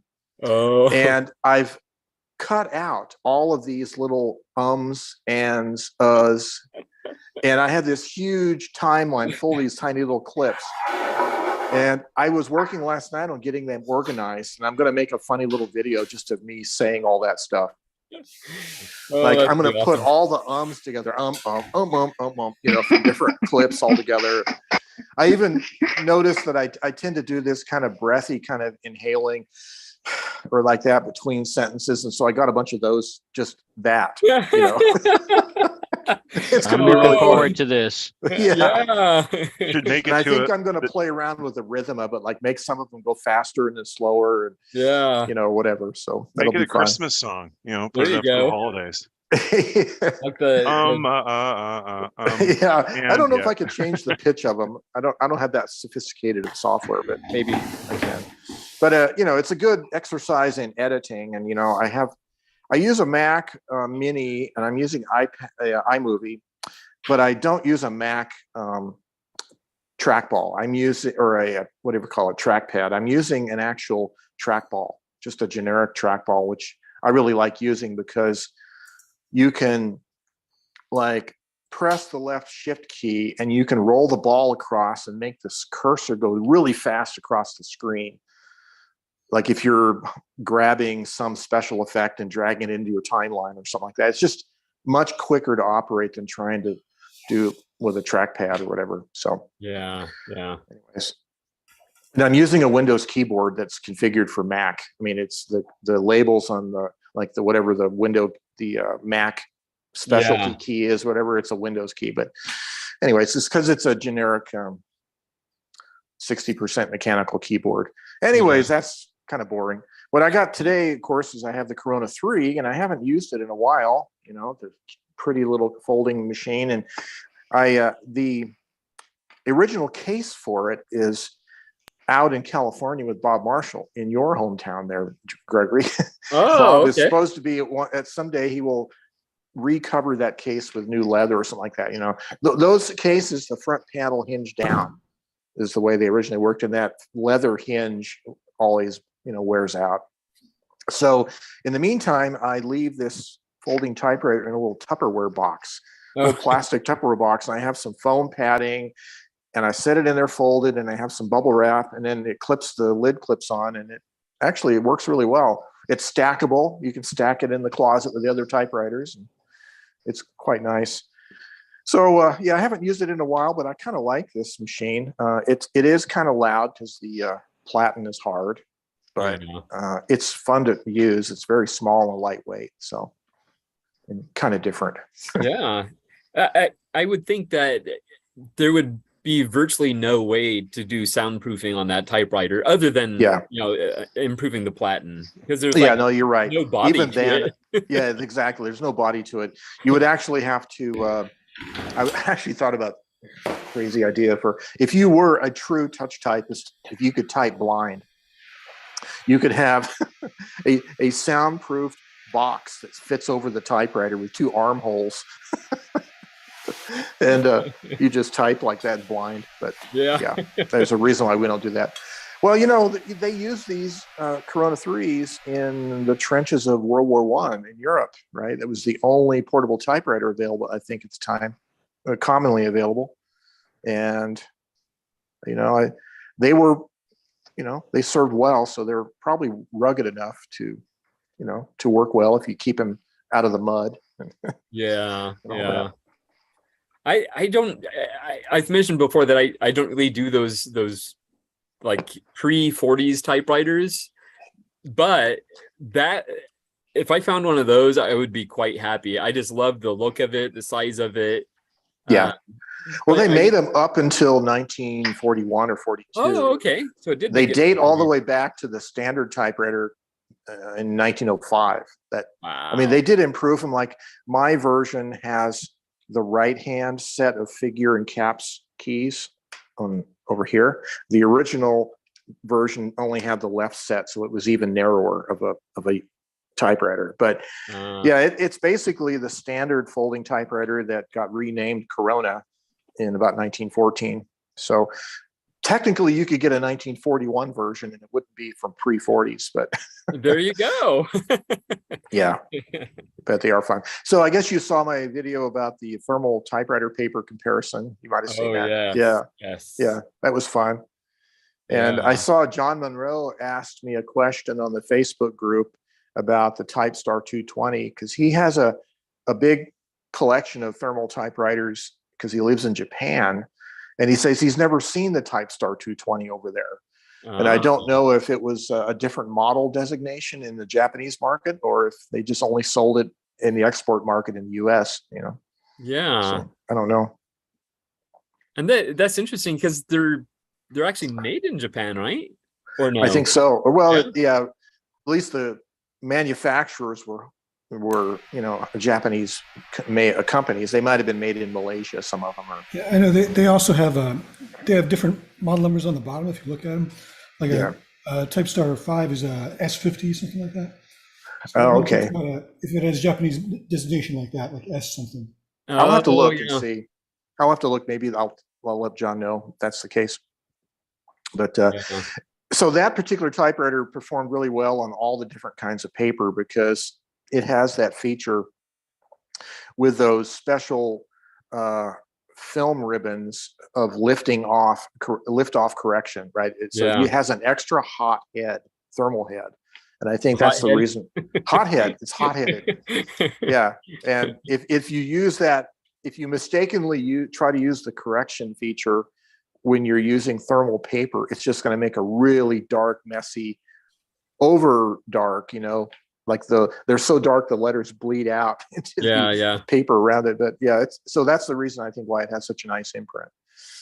Yeah. I think I don't remember which one, but one of the brothers has the correction feature, and I was doing the demo mode, and it didn't have the ribbon installed. So when it got to the point where it was demonstrating the correction feature, it just printed darker and darker and darker. Yeah, that's right. Yeah. So one kind of paper I didn't cover in that was, you can get these 4x6 inch peel off adhesive shipping labels. You get these shipping label printers and they use the big rolls of shipping label. My friend Ethan, who has a online business, he uses those. He let me borrow one of his shipping label printers, and I haven't played with it yet, but that's another thing you could do is make, little 4x6 inch, maybe even postcards. You could just get a roll of those and type them out in your thermal typewriter and then plaster them on any kind of a piece of cardboard that has a picture on it. Like I have a bunch of makeshift postcards that I cut out of. I think my favorite is the Alaska amber beer carton. It's this, it's really red with black ink line art of an old ship or something. And I cut those out to make postcards out of them.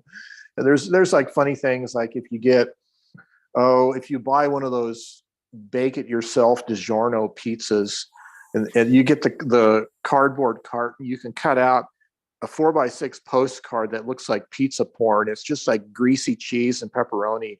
It makes a really hilarious picture to send to somebody. I hope your diet is going well. With regards, and then you send them a cheese pizza box. So I make funny. Friend sent me postcards on the backs of pieces of cereal boxes. Yes. Yeah, that's always fun too. I've done that. So I think what is Tony the Tiger? Frosted Flakes. Frosted Flakes is a pretty good one. Yeah. So. So I'm going to try out some of those thermal labels and see how they work. Nice. And then related to that, I noticed there's a number of children's digital cameras that are on the market that use 2-inch wide, 2¼ inch wide thermal receipt paper in smaller size rolls, and it prints out pictures in black and white on thermal paper. And I've been curious to get one of those because they also sell sticker paper, adhesive paper in that same width. And it would be really fun to decorate your sketch journal with those kind of things, not just, black and white photos or anything, right? You could put line art or anything else on them. Kind of sounds interesting. The interesting thing about printing photos or artwork using a thermal printer is there is no grayscale on thermal printing. So if you don't do a halftone, which is, of course, it's achieving those grays by making dots instead of an actual gray tone. So if you're printing a photo with the thermal printer, it's gonna truly make it black and white. So anything that's a certain degree of light is going to be completely white, and the rest is going to be completely black. And you actually get some really interesting effects. I printed out something or other. I don't remember what it was. I want to say it was like an old typewriter ad that I found on Google Images, and I printed that on thermal paper. I think I ended up sending it to Ted as a sticker. So yeah, that can be fun, because I on the so there's one of these cameras. They have children's cameras. I don't remember the brand name, but they have the newest version has 300 DPI resolution. And what's interesting about that is if you then can run an image through a halftone filter, you really could get a pretty decent black and white picture out of that. Oh yeah. So that's kind of what interests me about it. Yeah. And one of these versions also operates as like a Bluetooth printer, so you can shoot photos on your phone and then print them to the little papers. I mean, they have the Fuji Instax printers that shoot instant film prints, but they're kind of pricey. The prints are, right? Oh yeah. Whereas thermal paper images are just dirt cheap. They're almost free. They're so cheap, right? So yeah. Anyway, that's what interests me about it. Yeah. But kind of peripheral to the thermal typewriter world. But yeah. There's some alternate halftone filters that are really cool that use like dots of varying sizes, or that use lines that get closer together. Yeah. Yep. A lot of cool stuff you can do with halftone. So are there any apps that'll take a photographic image on your phone and make a halftone black and white that you can print on? I used to have one. I don't think I still do, but I had one like that. And you could do halftone different colors if you wanted to, but pink and green instead of black and white. So I think the real printing press halftone technology used dots of different sizes, right? Yeah. Different diameter dots to represent the different shades of gray. Mm-hmm. Yeah. Yeah, but when you're doing the halftone in like Photoshop, you can change the well, like Brian was saying, you can change the shape of those dots. Okay. They could be like crosses or lines or all kinds of things. I think on my phone I have I think they call it PS Express. It's Photoshop Express. Okay. Yeah. It's just like the limited version of Photoshop for mobile. And I'm pretty sure it has it in there. Plus, I think a lot of these artsy photo apps for mobile phones would have some kind of halftone effect. Yeah, I think I got an app that was dedicated for that from the Google Play Store a long time ago. Oh, okay. Does Photoshop Express have a subscription model, or is it just a one-time purchase? Well, I subscribe to the sort of ongoing whole you have the where I have all the apps. Right. But I think the way to go is to find a third-party app that does it. I'm sure there's something out there. But I think with the printing technology, it's if you can do like 300 DPI, I think you might be able to do a decent black and white photo. I'm going to have to experiment with it off my computer, my Mac Mini, because I do have that dedicated label printer, and I'm going to try to make some 4x6 label photos see how well it works before I go buy a dedicated thermal photo printer for small pictures. Yeah, work with what you got. Yeah, exactly. So very cool. Anyways, that's what's going on with me. I had toast and tea for breakfast. So and when I say I already had coffee, so I appreciate the espresso making there. Yeah. That was pretty fun. Carlos, but I was cheating with the hot tea because I happened to have one of these big canisters of instant iced tea mix. It's already sweetened and already lemon flavored. You just put 3 spoons of that in a boiling water, a cup of boiling water, and you got instant hot tea. Anyways, so I was cheating. And it's like the tang of the tea world. It's I'm a powdered drink person. I do like that instant gratification. I even have several different varieties of Kool-Aid in the pantry, and if you ever tried hot Kool-Aid, it is kind of a nice winter drink. Or mixing Tang and Kool-Aid together or something like that. you can make all these different possibilities. And it's all based on the idea that if you grind sugar fine enough, it'll dissolve really quick. Yeah. Joe, I used to use Crystal Light so much that I nicknamed it Crystal Meth Light because I used to have it all the time. Yeah, I believe it. That stuff's dangerous. Well, when I was a kid, my mom used to make half instant iced tea, half Tang.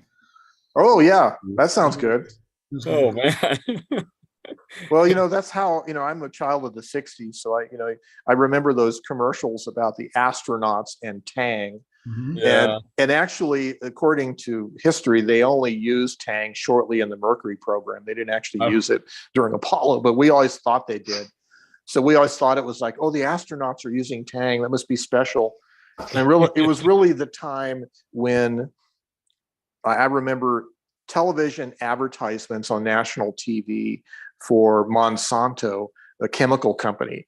And they used to have this advertising slogan, chemicals are good for your life. This was like before Love Canal and all the other environmental scandals of the 70s. And we still thought chemicals were good. And well, I mean, everything's made of chemicals, but we thought, that kind of technology was friendly. Nuclear power is friendly, anyways. Yeah. We were naive, but it was funny. It's interesting if you go back and look at my line of work is mosquito control. And if you go back and look at some of just do a quick Google search for DDT. And oh my God, it was the miracle cure for everything. And they would have people, soldiers would line up and they'd spray them down with DDT. They put it my goodness. Kids' hair shampoo to get rid of lice. It was a miracle. And your bald eagles' beaks began to go like this after a few years. Their eggs didn't hatch anymore because their shells were too thin. But it really, it's crazy because if it had been used in its inappropriate applications and limited applications, instead of just hosing everything down the world with it, it really was an effective.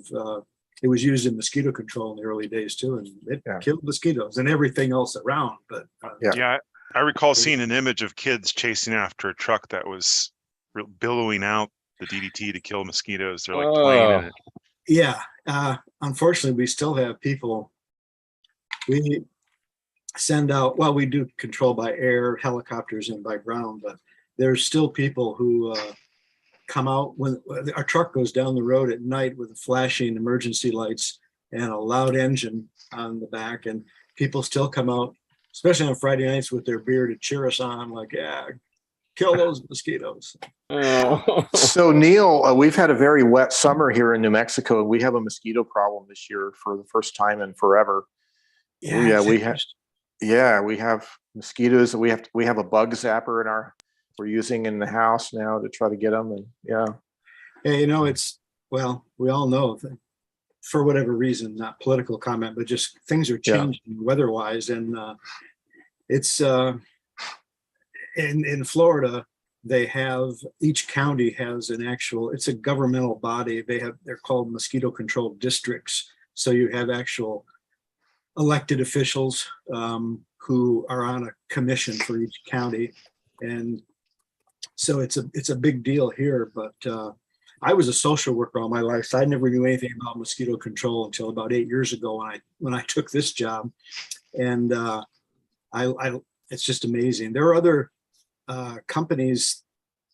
private companies throughout the country that provide mosquito control to areas that don't typically have mosquitoes, but it's an expensive venture. And of course, we're monitored by the EPA and everything because we need to be very restrictive in the way we use the products and how often we use them. And then you throw on top of that, we have a lot of state lands down here with the key deer and protected butterfly areas. So got to be very, very careful, which is good. But the industry is now changing to getting away from the chemicals. And much of the stuff that we use now is natural products, larvicide. We want to get them before they even become mosquitoes. So it's interesting.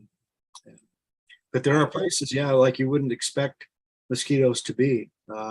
And they're all of a sudden they're showing up. And we've had some unusually I was just telling someone this morning, this is October, so we're not into our, typically right now, we're coming into our dry season typically, but this has been a really wet October here. It's almost like June. So who knows, but usually we're winding down by the end of October, first week or so of November, but this year I'm not sure that's going to be the case. Yeah, we've had a very wet autumn.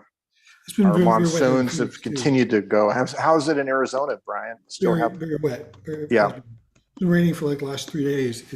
I put a little flower pot out there that's not open on the bottom, and it's probably rained 3 inches in the last couple of days. Wow. Just a lot for us. Yeah. Neil, where are you located? I live in Key West, Florida, but our county is all of Monroe County, we're a linear county. So all the way from Key West, we're to Key Largo, which is 100 miles. And it's basically just a chain of islands connected by 43 bridges. So it's an unusual county, but yeah, that's our. I heard you guys talking chemistry. Is that why you came back? No, I was done feeding the cat and you know. Typewriters, pet care, and mosquito abatement. That's the subject of our discussion.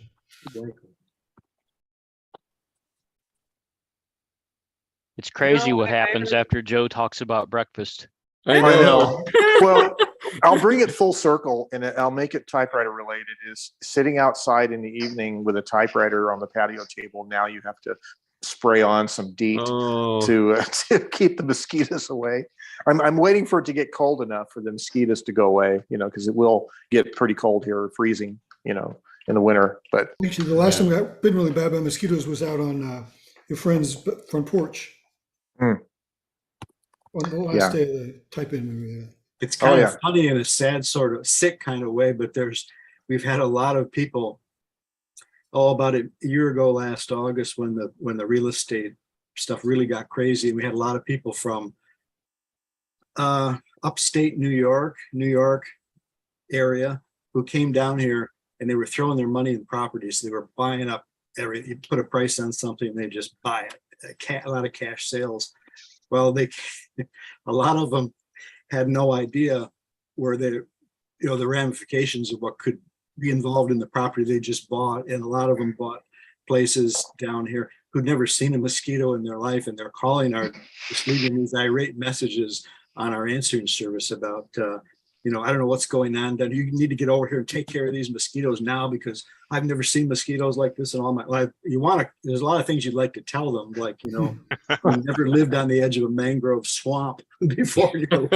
It's as if they want you to remove the water as well. It'd be just as easy sometimes. Yeah. Funny sometimes. Well, stay safe, everybody. Yeah. Well, I have this one letter that I'm 2/3 of the way done with, and then I have two more letters, I guess, and then I'm done. I'm caught up. Nice. So excellent. Yeah. So everybody's going to flood you with more mail now. Well, it's only a temporary situation, but at least I'm caught up, right? Yes. And I think using Type Club Live on Sundays is a great opportunity to get letters done, because you're sort of captive here anyways in front of the screen, so you might as well type some letters. Yeah. Funny story, I'll tell you. Yesterday, I got your letter, Joe, by the way, and I got one from Bill. Thank you, guys. Sure.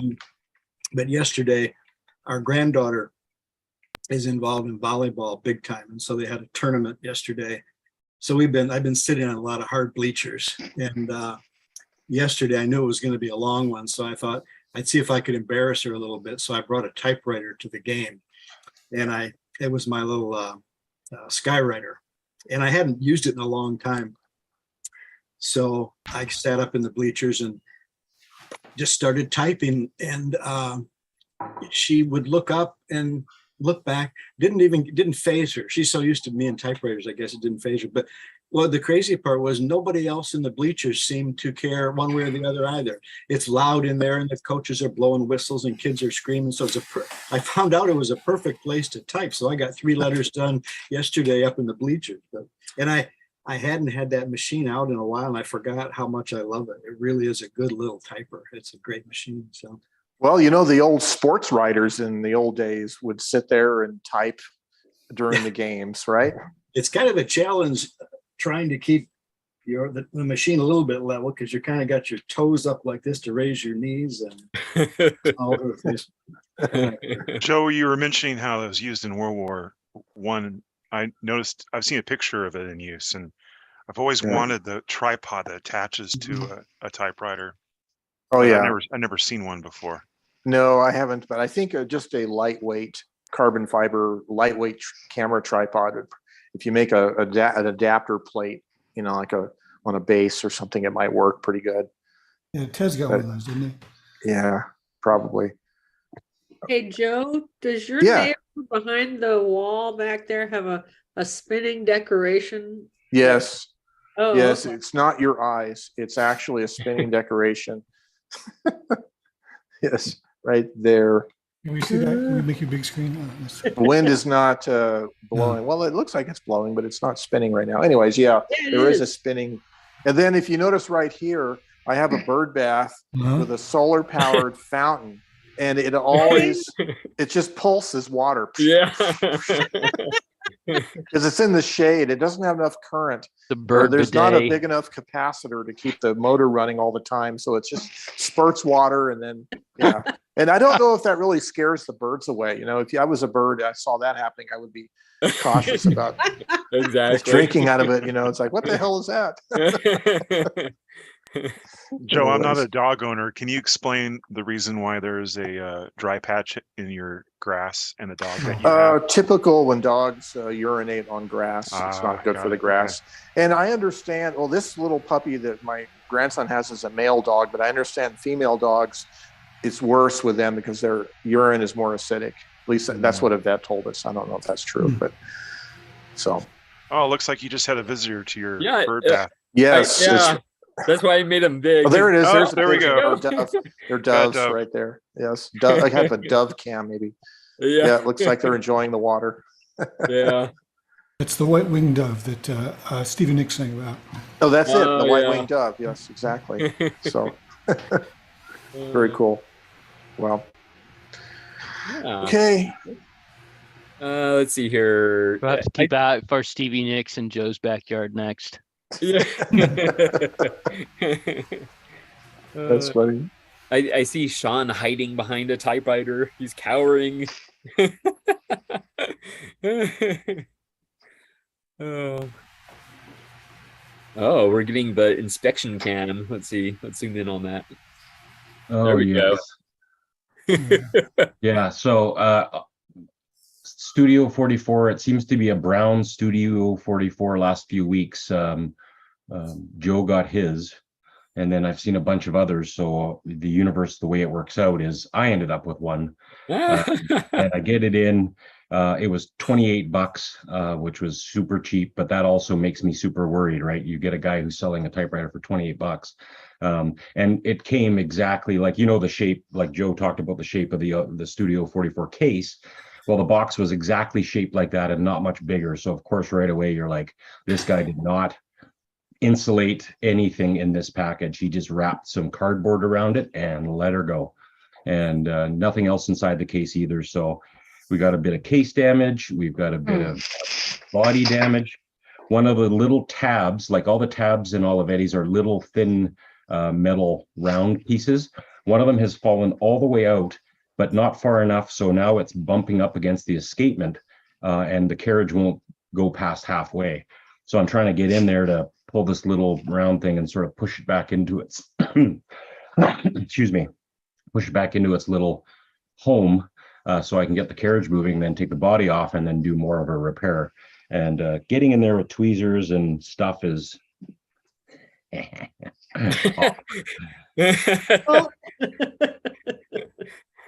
So anyway, that's me. Hey, how are you guys? Good. I am listening as I'm like buried deep, so sorry. Yeah, I would say it's good to see you, but we see your typewriter. Sean, just keep your mic muted so you don't have any 4-letter words on the air. When you're The struggling only with 4-letter that. word I've used so far was when I think it was Carlos that said he wanted to find a tripod for the Corona 3. And I went, huh, good luck. Yeah. They're not hard to, they're not easy to come by, those ones. No. Excellent. Yeah. Now what does Brian have? Oh yeah, let's zoom in on that. Brian's always got cool stuff. He Oh, does. He does. Remington. Oh, It's a Red? desk. It's a desk. Oh yeah. Oh my gosh, that's awesome. And Coda. Yeah. Koa. Koa. Yeah. Like the campground. There you go. So is there a typewriter in there, Sean? No, there's not. Or not Sean, Bill? Yeah, I did something really stupid. I put a big typewriter in it one day. Oh just no. to work, and it went through the back shelf that keeps things from falling on the floor. Oh. So it's I've got the piece, but I haven't put it back on yet. Oh, okay. So yeah, it's very sad.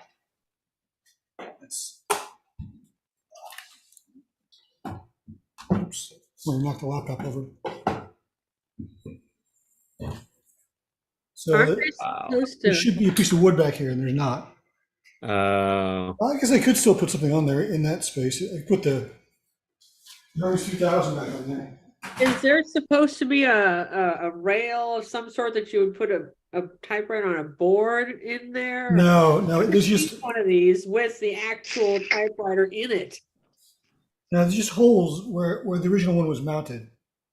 And I drilled new holes to put these little wooden brackets on there. These are the original holes here. They'll just bolt all the way through it.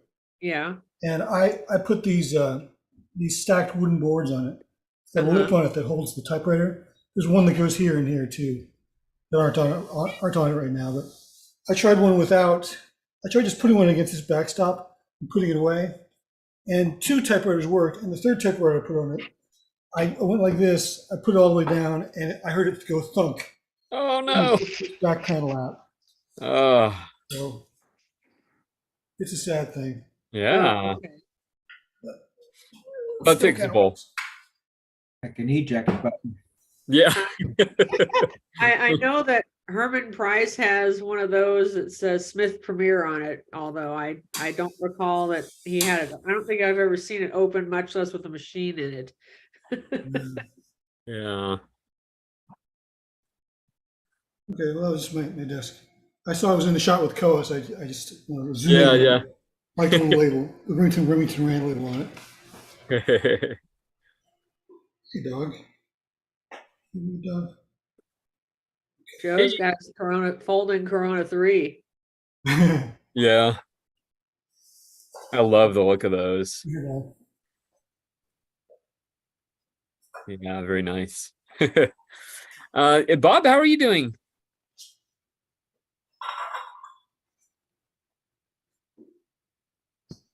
I am busy having fun as always. Oh, good. I'm really glad to hear that Joe Van Cleef is not blaming the brown spot in his yard on Robert or I. That makes me feel better. My favorite is he hasn't shared the story where when we were out visiting, I locked myself out of the house. And so my genius idea was to throw Robert over the fence so he could get in the back door. Oh. So I threw Robert over the fence, and it's more of a brick wall. So I kind of toss him on top of the brick wall, and then he jumps off the other side, only to find out the back door is locked. Well, we do live in Albuquerque. I mean, there's a reason why we lock our doors. Right. And if there's someone named Bob Marshall about, so I had to go bang on Joe's window. Yeah. They were spending the night sleeping in the living room, and it was pretty funny because we had gone to bed, and that was funny. Terrible. It was funny. I felt so. You were so kind about it. It was great. I just knocked on Joe's window and said, "Joe, Robert locked us out of the house." Oh, that's great. And when you urinated on the grass? Well, Yeah. I didn't say much, so. All things. Yeah, we had we were very fortunate last week. We were downtown for an arts and innovation festival that I thought the city sponsored, but come to find out a league of colleges in the city sponsor. So all the local colleges got together and each one took up a block. And so Inlandia was kind enough to throw us some money and let us do a discovery, if you will. And she was over there counting, and she counted for an hour. We had 500 people play with the typewriters in an hour, and almost 500, and we were there for 5 hours. So if you do the math, it works out to be a plethora of typewriter users. And that was nice. I was able to take my new assistant, Grace. She was able to really see what all that kind of stuff is about. Because you really feel like a janitor. That's what I told her. We're like janitors at a rock concert. As soon as you get to one side, you got to go back to it and keep, you're just going through, resetting typewriters, loading paper for people, figuring out that somebody touched the magic margin button on a Royal, and whatever it may be. So we're real busy. We only had 4 machines up, but it was more than enough. And it really showed me the power of how much people want to play with typewriters. And it's always good advertising too. I had a handful of people say, oh, I've been looking for one of these, but I didn't realize there was a shop or showroom like yours in town. So this is great. So they've made appointments and they're going to come in and buy typewriters. So it's very exciting to get out to the public in that regard. And just have a good time. But boy, it was a lot of work. It was nice that it was so close, but it was still 7 hours by the end of it all. And I ended up taking out 6 typewriters, even though I only set up 4. I took some pictures of it, and what I do is I have the tall portable tables. So people don't have to sit, they can stand. So people stand at the typewriters and type away. That way I don't have to bring chairs. It saves me. I appreciate the stand-up tables. I think they're the 2x4 ones. They're like $60 each because they're worth it. Because I don't have to carry chairs. So it just makes it that much easier. This group in Landia, they're very excited to get into a partnership with me.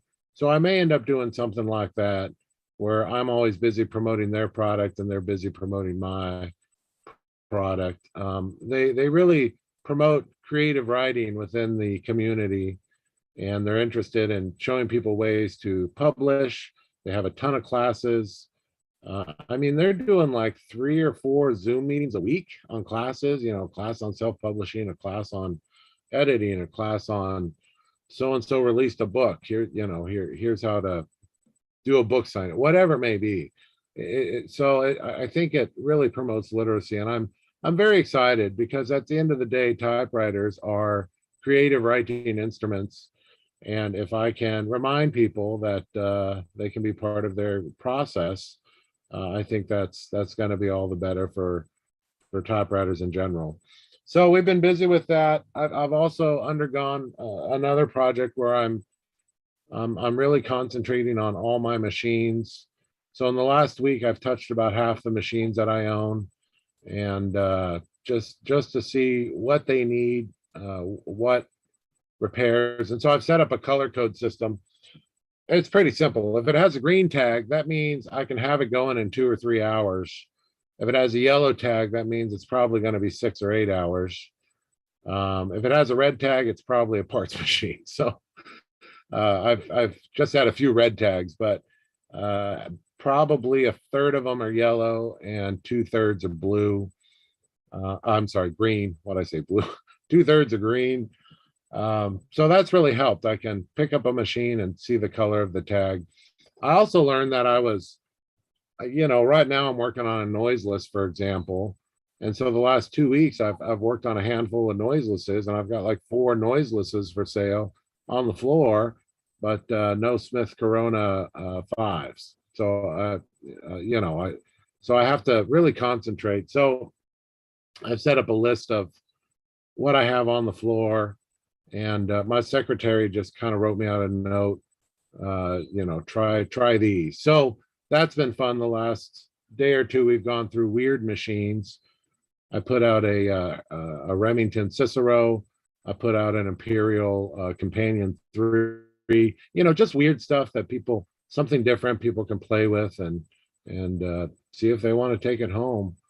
So yeah, it's been very exciting. It was nice to do that podcast with Sean. If y'all haven't heard it yet, on Austin Typewriters Inc. Oh, I loved it. I loved it.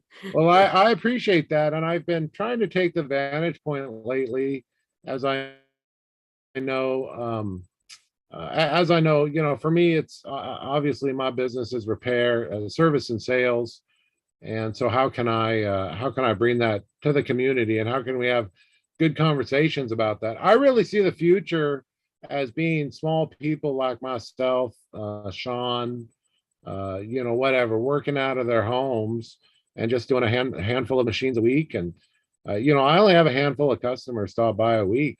So that's why it works so much better to have everything here on my property instead of at a shop downtown. I used to have a shop downtown. It was just, I don't know, 120 square feet or something, just enough to have a little showroom.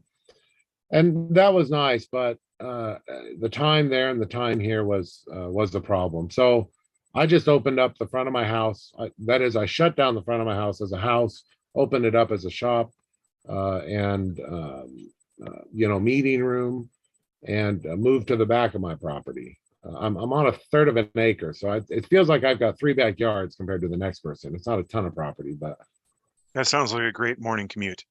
Yeah. Oh yeah, boy, that 40 feet of walking will really wear me out though if I'm not careful. So I make sure to bring my coffee with me. That's what I look like. Yeah, this is what I have to look like in my morning commute. But it was nice. Sean was kind of my guinea pig to figure out if I could record in my office space, because it's at the front of the house. So how much extra sounds are picked up and how much. So what I did was a great long track of any sounds from outside. There's a ton of birds right now, of course. So I did that, and then I was able just to noise reduce it. Noise reduction, yeah. Yeah, and that worked real great. Well, I appreciate, because even when Sean and I were talking, there were birds in the background, and once or twice you could hear a bird, or you could hear a neighbor drop a wrench, or who knows, but an airplane. An airplane, yes, I remember that. And I don't even think, I think that was just one of the ones flying into Flaybob. It wasn't even the D-Day Dolly that was flying around 2 days ago, Yeah. I don't know if we've got this old D-Day flyer. It's a C something, darn it. Anyways, the thing's monstrous. It's got 2 monster engines, and they fly it real low and slow. And it was used in D-Day at Normandy to drop troops off and parachute troops out. And anyways, the suckers, once you hear it, you might as well be sitting at a train. It's so loud, you can't do anything. There's nothing to be done. Bob, it's a C-47, and they're super lightweight and soft by comparison. Oh, really? No, those big old engines are awesome, but yeah. Are they giving tours of it, and you can pay extra to get a ride in it? Is that how it works? Yeah. Well, they had that in Bend a couple of years ago, went right over my house. Oh, right. It's very cool to see the first time. After a while, like, oh, here it comes again. Here it comes again. I think they were doing some, or they could have just had it out. It's done by the Commemorative Air Force, and they've got space here at the Riverside Airport and the Flaybob. I sit between 2 airports, so I really can't complain. I mean, I'm a mile from one and a mile from the other. They're only 2.5 miles apart by the way the crow flies. Although by streets, Gregory, doesn't it seem like they're like 6 miles apart? I had to, because you got to go around the mountain and anyhow. Yeah, that's a good question. Well, this D-Day Dolly is just, it's a beautiful, wonderful. It looks amazing on the runway, but then it takes off and you're like, oh God. I mean, you might as well have a Learjet flying over. It's so loud. And you guys did a great job with that spot. I really enjoyed listening to you. Guys have the coolest radio voices. It's just like your naturals. It's really good. Oh yeah. I could be cooler. I was going to try it, but I don't know if I could maintain it. Hi, you've reached CKRJ in Riverside, California, here with Bob Marshall tonight. But I decided I just couldn't keep that going without laughing and breaking down. Yeah. And remember, boys and girls, everybody uses typewriters, and so should you. Right. That's great. I loved how Sean tried to use his vintage phones. Oh, I don't know. I was recording that, but I was just using it as a test.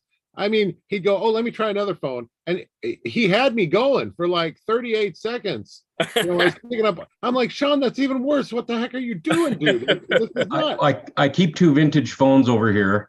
Both of them are hooked up. So, this guy here and then the one right behind it. So because they're both hooked up, I thought, well, I might as well try it. If we're going to do typewriters, we might as well really do vintage. But yeah, it was not that good. So, Sean, instead of the bat phone, you have the type phone. Yeah, I got the type phone. Yeah, I want one with a big red light on it that when it calls, it goes bzzz, bzzz, like they really did in the old movies. Yeah, perfect. Yeah, I should have kept that audio. He really had me going. I mean, I don't fall for much, but I fell for that one. I really thought he was trying to improve his sound, and he was just picking up older and older. Rich has got a C-47 there, Bob. What's that? Rich has got a C-47 there. That's the one that's flying over you guys.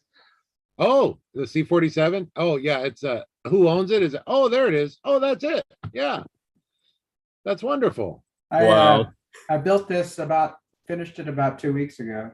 Funny to bring it up. That's wonderful. Yeah, that's ours is all green and has some very risque nose art. But other than that, yeah, it looks almost identical. The best. Yeah, naked women on planes are the best, or men, whatever your preference. Whatever your preference. Bob, we don't have that plane, but we had a flying Fortress, one of the large ones with the 4 engines. Yeah, flying over it. I suppose it may have been even louder, but if you get those things in the air, it's just amazing to see them since there's only a handful left. Well, and I can't. That's what my grandfather did in the war. He was a pilot. He was a bomber pilot. So he flew the B-19, the B-20. Was it the B-24 is a new one? But he flew where he was like you're in the nose of the plane flying. And I've got a picture of him sitting in this cockpit, and I couldn't even imagine. I mean, these things are, you think old motorcycles are scary. Old airplanes are. You're really hoping all the science works out, and they're loud and atrocious, and God bless us. They worked very hard to do their part to win the war for us. So, what are you going to do? Colby, where are you located? Bend, Oregon, Central Oregon. Oh, sure. Yeah, good for you. I like it up there. Have you made it over to Typespace yet, or you go to ACE often? Or I haven't. I actually heard about it through the last time I was involved in this group. I don't spend a lot of time in Portland. It's 2.5 hours over the mountain, but yeah, I do plan on stopping by next time I'm in town. Well, it really is the over the mountain part. I ride motorcycles everywhere, and I know if I try to leave Bend at 4 o'clock and to get to Oregon, yeah, a deer's gonna kill me, I'm sure, so yeah, I have to make sure I'm in Bend by lunchtime to get over there. Yeah, there's some real mountains up there, which is funny. There's that Alvord Desert out there. So yeah, there's a lot of good stuff going on. That show's coming out on HBO. I don't know if I ever told you guys. Jessie Combs was a good friend of mine, and she died setting the female land speed record up there in Oregon. And anyways, there's a movie coming out. I think it's on HBO Max, if I'm saying that correctly. It's a documentary. It's been 3 years in the making. They followed her for many years. Anywho, so what's it called? Do you know the name? Yeah, The Fastest Woman on Earth. Wow. Yeah, Jessie Combs. So that'll be the 20th. So I guess just a handful of days, or 22nd or something. So we'll see how all that works out. And coincidentally enough, that was the footage that they use of her crash, believe it or not, was photographed by Tony, who owns Typespace there. He was out there with the JPL guys. They were doing some stuff, and he was just photographing, and he happened to be in the right place at the wrong time, for lack of a better term. And exactly. It's his footage that's doing that. So it's a very much a coincidence, as they say. But I just got a big feed order in from Tony. So that's nice. Now I have to reorganize I have to reorganize some of my feed storage. I'm having a lot of fun figuring out how to organize stock. And something like feet, I go through 20 or 30 sets a month sometimes. And sometimes it's on cases, sometimes it's on typewriters, but probably half the machines I'm replacing the feet on. You got a machine with bad feet, it starts moving all over the table. Nobody wants that. Nobody in the right minds wants that. So I'm real busy replacing feet if there's anything wrong. But then you get them and they're like, this is a customer's unit, but I mean, look how smashed these things get. Can you see how smashed that is? It's horrible. How do you even do that? This thing just sat for 20 years, and I don't know what infected this thing. I don't know if it was. I think this thing sat in a Chinese kitchen for 20 years, because it's horrific. It's. I'm having fun. I don't think you can get it in the light. You can kind of see it. I'm working really hard to just try to so you can see this. No, I can't do it any justice. But anyways, the paint is just trashed. It looks terrible. Let me get the top. I'm having a lot of fun. Okay, there you go. You can kind of see it. Let me zoom back in on you. I'm having a lot of fun buffing through the paint. See that? Doesn't that look terrible? Yeah, now we can see it. Yeah. This poor. Yeah. I have one of those and that does look terrible. This is the worst I've ever seen. And I might spend 10% of time to polish up a machine, and I never mind giving something an extra half an hour to get it going. But this, I don't even know where to begin or where to end. I've known where to begin. So now I'm just kind of doing a light paste wax. I've stripped it. I'm doing a light paste wax to kind of buff it out. I don't know if you guys ever use this stuff, just a compound polish. Polishing compound by Turtle Wax. Get yours today. It works for your typewriter.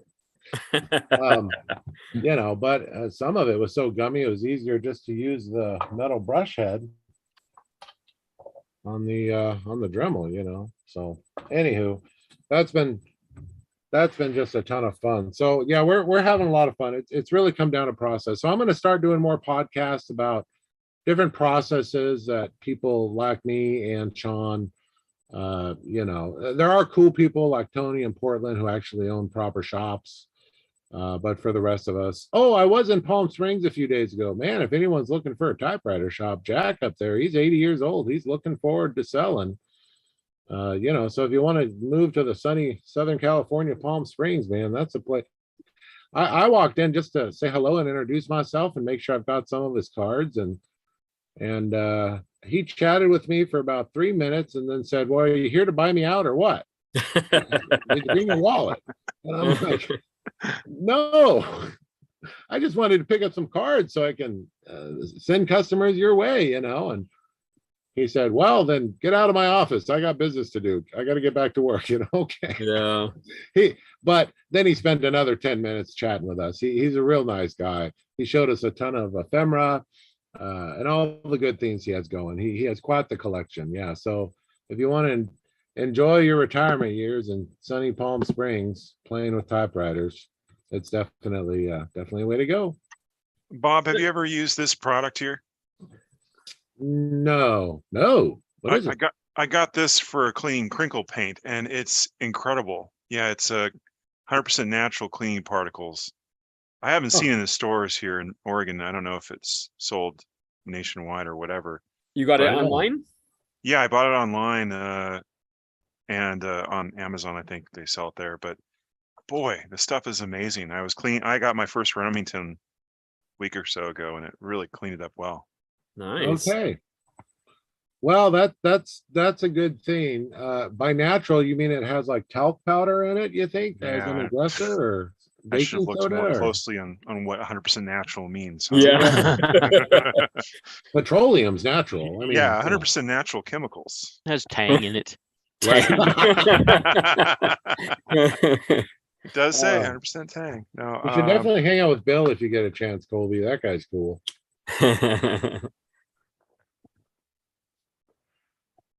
Yeah, it doesn't say what's in it, huh? Well, no, it's got a sticker over a lot of it. Oh, it looks like it's produced in Ireland. Oh, wow. Yeah, so I think it's a European brand. That's different than the stuff I thought you were talking about last night, Colby. Unilever.com is the name of the company, but yeah, funny enough, I don't see any information about what's in it. But it's 100% natural. yeah, and I've been using orange. Oh, here it is. Bit of orange soap, like it's like an orange soap, like you use for your hands, and it's got the pumice in it. This has under 5% of anionic surface tints. Oh wow! Surfactant. Thank you very much. I have never seen that word before in my life. I'm a chemist, so non-ionic surfactants, phenoxyethanol, soap, perfume. The last ingredients is hexylcinnamol. I don't know, but it works really well. I actually used it again on a standard Royal 1941, and it really brought out the black, But it's not stripping too much of the natural oil on your crinkle. That's always my fear. Yeah, I tried it on a small spot, and it worked out great. It was hard to tell. I guess it was the rag I was using. It wasn't a white rag, but it doesn't look like it's damaging the surface at all. Well, I think it's okay too to put a bit of agitation in the rag. I have a ton of, I cut them up real small, but just the red engine rags, and these come pre-soaked, so they'll soak up more. They're soaked in, I think it's something very similar to a transmission fluid. I'm sure Diane would know, but it just enables it to soak up a bit more. But the problem will always be how much moisture will it take out of a crinkle finish, so when you're using WD-40 to put a lot more moisture back in, you can only use so much WD-40, and then you'll end up with color spots. So it's hard and a lot of fun, and it's definitely a lot of fun to play with products. I have a TikTok. I love TikTok because it reminds me of YouTube 25 years ago. But I follow a lot of cleaners to see, what they use and how they use what they use on what surfaces, and so I end up with just a ton of cleaning products around me, trying to figure out which one I should use the best, or which one works better. Simple green is great, but it leaves behind a film.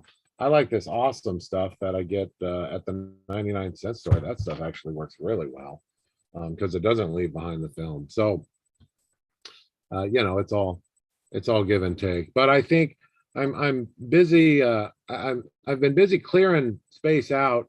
And I think the answer is going to be, I'm going to have a paint booth soon enough. And that'll include just, sandblasting bodies and painting them as needed for the fun of it. Because some of the machines, the paint is so beat the heck that it just doesn't look pretty. And I think it turns people off. Yeah. I've learned. And people really like painting. When I was a kid, it was sacrilege to take an old Cadillac or 64 Impala and, paint it the way people do, maybe a pinstripe, but that's about it. Now there's just no rules. There's no law to it. You can put any chrome doodads you want on it, paint it any way you want, and it's okay. And it seems like the typewriter will have a good future in that as far as attracting people to use it, right? So we shall see. Excellent. Does anybody here listen to Tom Waits? Oh, I love Tom Waits. I love listening to him read the dictionary. One of my favorite albums of his is Nighthawks at the Diner. Oh. And he's conversing with the audience and telling a story. And Bob made me think of it because as the story goes, he's explaining, talking about some adventure in his life and how I've been up all night drinking various cleaning products.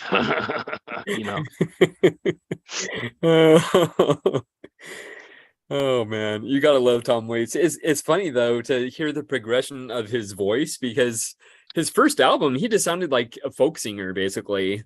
And the older he got, the more gravelly it got. And I forget which album it was, but one of his later ones, I'm assuming from sometime in the 2000s. And it's his vocals are almost aggressive in the song, so it's very interesting. But I've been following him for quite a while. I first saw, I think, one of his music videos on VH1 way back in the day, and back when there were still music videos. Yeah.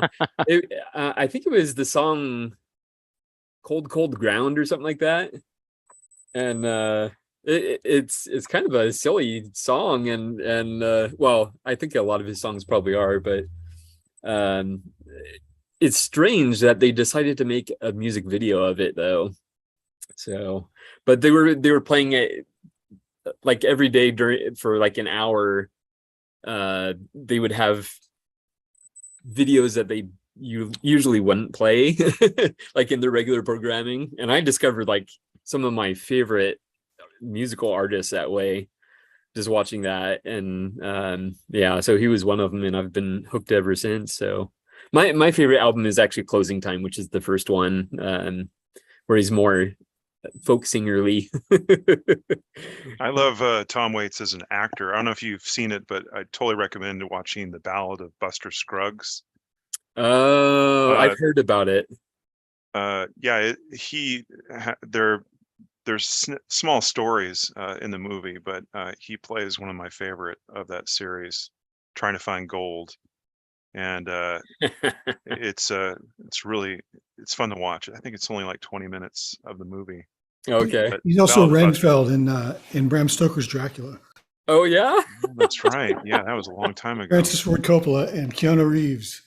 I was trying to tell my kid that the other day. He didn't believe me that was a real thing. Oh wow. Tom Waits is Renfeld. I can't think of who. Just in is it Licorice Pizza? Yeah. Came out last year. He was Which is in also that. good. Yeah, Most of the people that star in that are musicians. Okay. Or a lot of the people. Yeah. It wasn't a comic character's voice based off of him. I can't think of who it was. Maybe Batman. Some recent character based his voice off of Tom Waits. Okay. Huh. I wouldn't be surprised, especially if it's Batman. Because always with the Batman incarnations, they do that gravelly voice, you know. Yeah. Oh yeah. At work, I work at a library. So someone recently returned the DVD of Licorice Pizza, and I was checking it in, and I paused because there used to be a store here called Licorice Pizza, and they sold records. So Licorice Pizza. Yeah. And so I paused, and I thought, well, is this about that store or? But it's not. But then I saw the cast at the top on the front of it. I was like, Tom Waits, and then so I took a picture of it, so I remembered to check out that movie sometime. But yeah, it stars the Hames. The main actress is a singer, and she's got two sisters that she actually performs with. Both are in the movie. In fact, her parents in the movie are her actual the whole family. parents. Yeah. Oh wow. Yeah, it's a great movie. It's a really good breakout role for her. She's incredible. I knew about her, the band that she's in, Haim, for a little bit, but I was really taken aback on how artistic she is. She looks like she can do anything she wants to put her mind to. Yeah, very cool. Well, I've been looking at Ted's type bars that are saluting, and I love those. It's like, yeah, let's make it big so we can see it properly. Is that a Remington 5 or what is that? I don't know. Now he's just playing. It's like he's playing a piano. Oh wow! Action. I didn't know that's how that worked. Yeah, that's a 2. Okay. Huh. Yeah, you have to. It's like cocking a gun. You have to cock the typewriter. Yeah, it's it runs on gears, so Oh, So that's a it's a Remington? very Remington thing. nice. Very interesting. I love that though, because when you lower them, it's really, really flat. Yeah. Oh man, that's so good. That's what I need to get in this desk, so you can flip the desk out and then flip the type bars up. Yeah, there you go. It's very interactive. The this is based on the Remington Portable, the very first one, and I think it's based on Remington Portable 1. Yeah, it doesn't have the type bar lifters on the sides or the protectors, but yeah, I think it was sold by Monarch, so it just has the name Monarch on it, but it's a Remy Scout. Oh, okay. And it has the Remy Scout Art Gothic typeface on it, so I decided to write a letter with it, and I figured it'd be a fun thing to have on screen. The type bars flying around. It is fun. Yeah. I may have missed it, but what year is that? 1933. Oh, okay. See, that's another early, well, what I consider early typewriter that I would love to have one of those. I think that's like so awesome the way those raise up like that.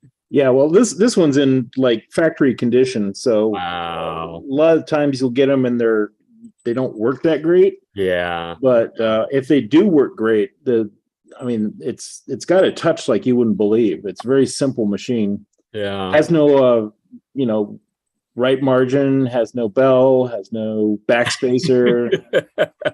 My kind of typewriter. Yeah. So it's missing a lot of features, but the features it does have are very nice. Yeah. I like typing on it. I think for the week. Yeah. I think you and Joe should have a typing contest right now on your between typewriters. I've already won because I just finished my last letter. Oh, cool. The bag is empty. I've caught up. You caught up? Yes, Man, I've caught we up. need to celebrate. I know. Let's break out a bottle of scotch. Yeah. Break out cigars and scotch. Yeah. Oh, speaking of which, I know my trip out there was a bust, but I intend on heading out visiting you after the first of the year sometime, Ted. Oh, okay. Good. I'll be retired. It'll still be cool out there before it warms up. And Yep. So I'll let you know when. But we'll be glad to have you. I'll call up right. Brian and we'll meet you, and probably let's see. There's a couple other people in the Facebook group that kind of came on board after we stopped having type-ins, so I should probably contact them too and see if they want to hang out. But let me know. Give me a little notice. Yep, definitely. Hit Bill's and check out the places. That'll be fun. Where's that place that we always eat at when we visit Bill's? Oh, little Los Dos Molinos, the yes. place. Yeah, that's always fun. Yeah, I felt bad about taking you to a New Mexico place because it's probably it's either something you've had so much or. No, actually, I'd like to try other regional versions of south of the border food. Well, I know you liked the pasty place that we went to. Yeah, that was good. Cornish pasty. Oh yeah. So. And then you took us to a pizza place. It was really good. Remember? Oh, really? Hey, no offense to you guys, but talking about food on this call really makes everybody else super hungry. And makes everybody uncomfortable.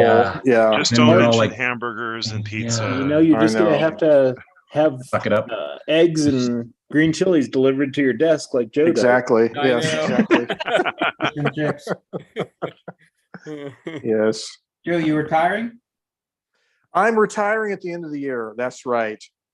Oh, that's after cool. 29 years working for a semiconductor manufacturer. So, I've got my packet in for 31 December. So that's good for you. Well, I'll be working a few days into the next year so I can get all the bonuses that may or may not happen this year. Does that include saying that you were working 30 years and not 29? Well, no, I'd have to go another. My work history started in the month of October, so this month is when I started. But no, I'd have to go to next October to make it 30 years. But I don't care. I think 29 is a prime number, so that's good enough for me. You know. Nice, congrats. Yeah. I'll be at 45. Wow. Wow. The two Army careers. Oh yes, yes. Wow. Joe, I got this Remington Quietwriter, and I realized after, I love looking up other videos of people who have it, but we actually have the same model and color, which I don't know how common the green mint green is for the Remington Quietwriter, but I was looking on the database, and there aren't very many. I really enjoy the color. I just have a problem with the bell. Can't seem to line that up, but it's a wonderful machine. I wish I had it on my trip to Utah last month. Well, because I have my letters finished and I'm currently lap typing on a lap desk with the Corona 3, I see right across the room the case for the Quietwriter there. It's no longer serving as the barrier for the doggy, but I'll probably get it out and set it on the lap desk here in a few minutes.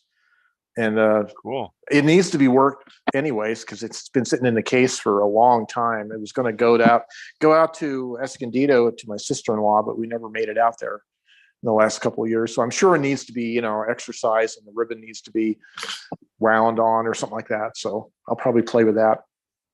And while I'm at it, I think I'll make another cup of coffee. Colby, what time is it? It is too? 12:35, 12:34. So yeah, this is I think it's time for another cup of coffee. Well, Colby, because I'm a Brenda, a is nerd. that green one? It's a nice Quietwriter. So the green Brian's one got a is bright one. mist green.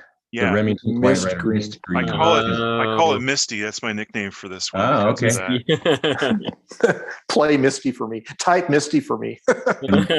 And Brenda's got French gray. And Brenda's on mute. And you're on mute, Brenda.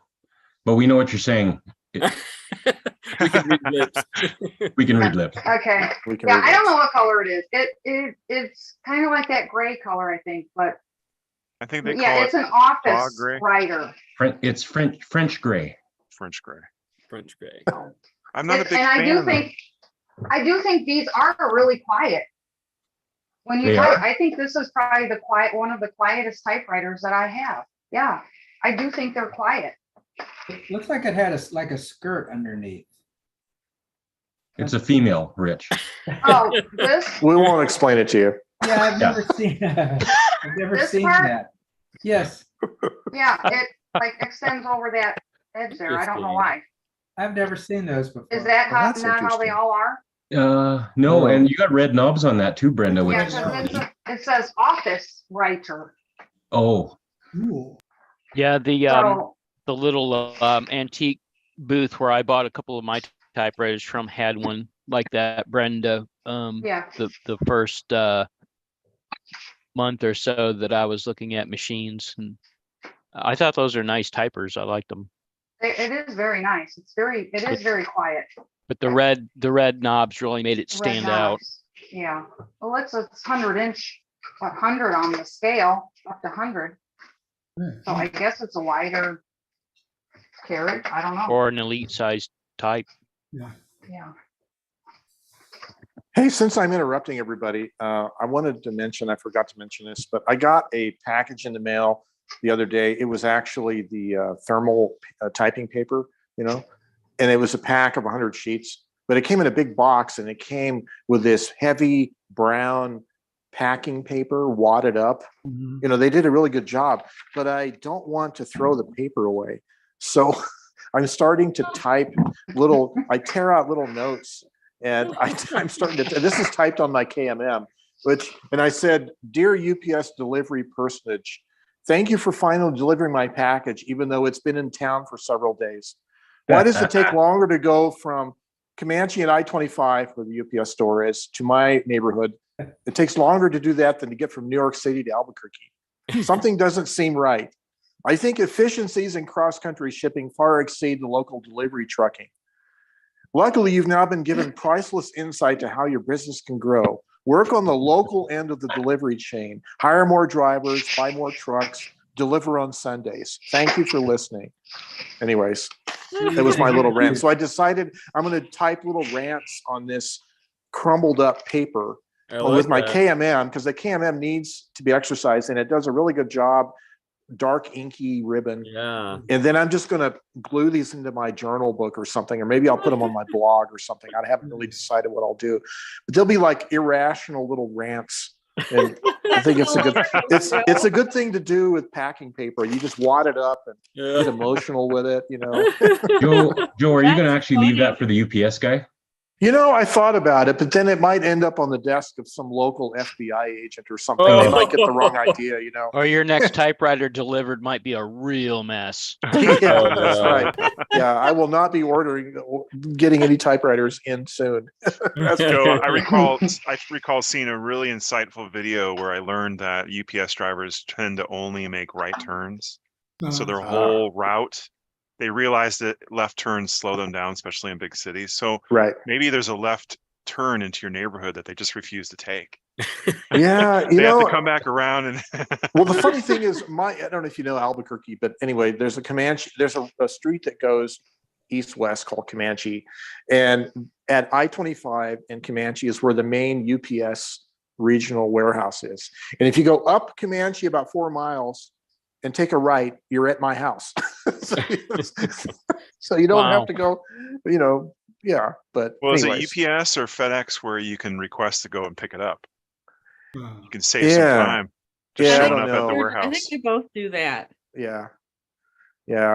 But it is funny though. I go track the package. Oh, it's in town here, and it's been there for 3 days. And it's still not here. Anyway, I had a package from UPS that came the other day from Ohio. It came to Phoenix, then it went back to Indiana or something, and then back to me. Wow. Brian, that's a nice color. Is that Remington? Yeah.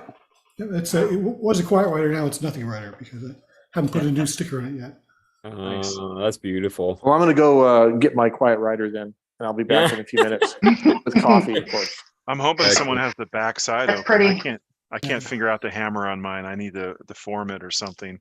It seems strange that it has this the hammer spring has it resting on the bell, but I don't see how forming it could change any of that. It's always going to have that spring pulling it down, but that's my only frustration with this machine.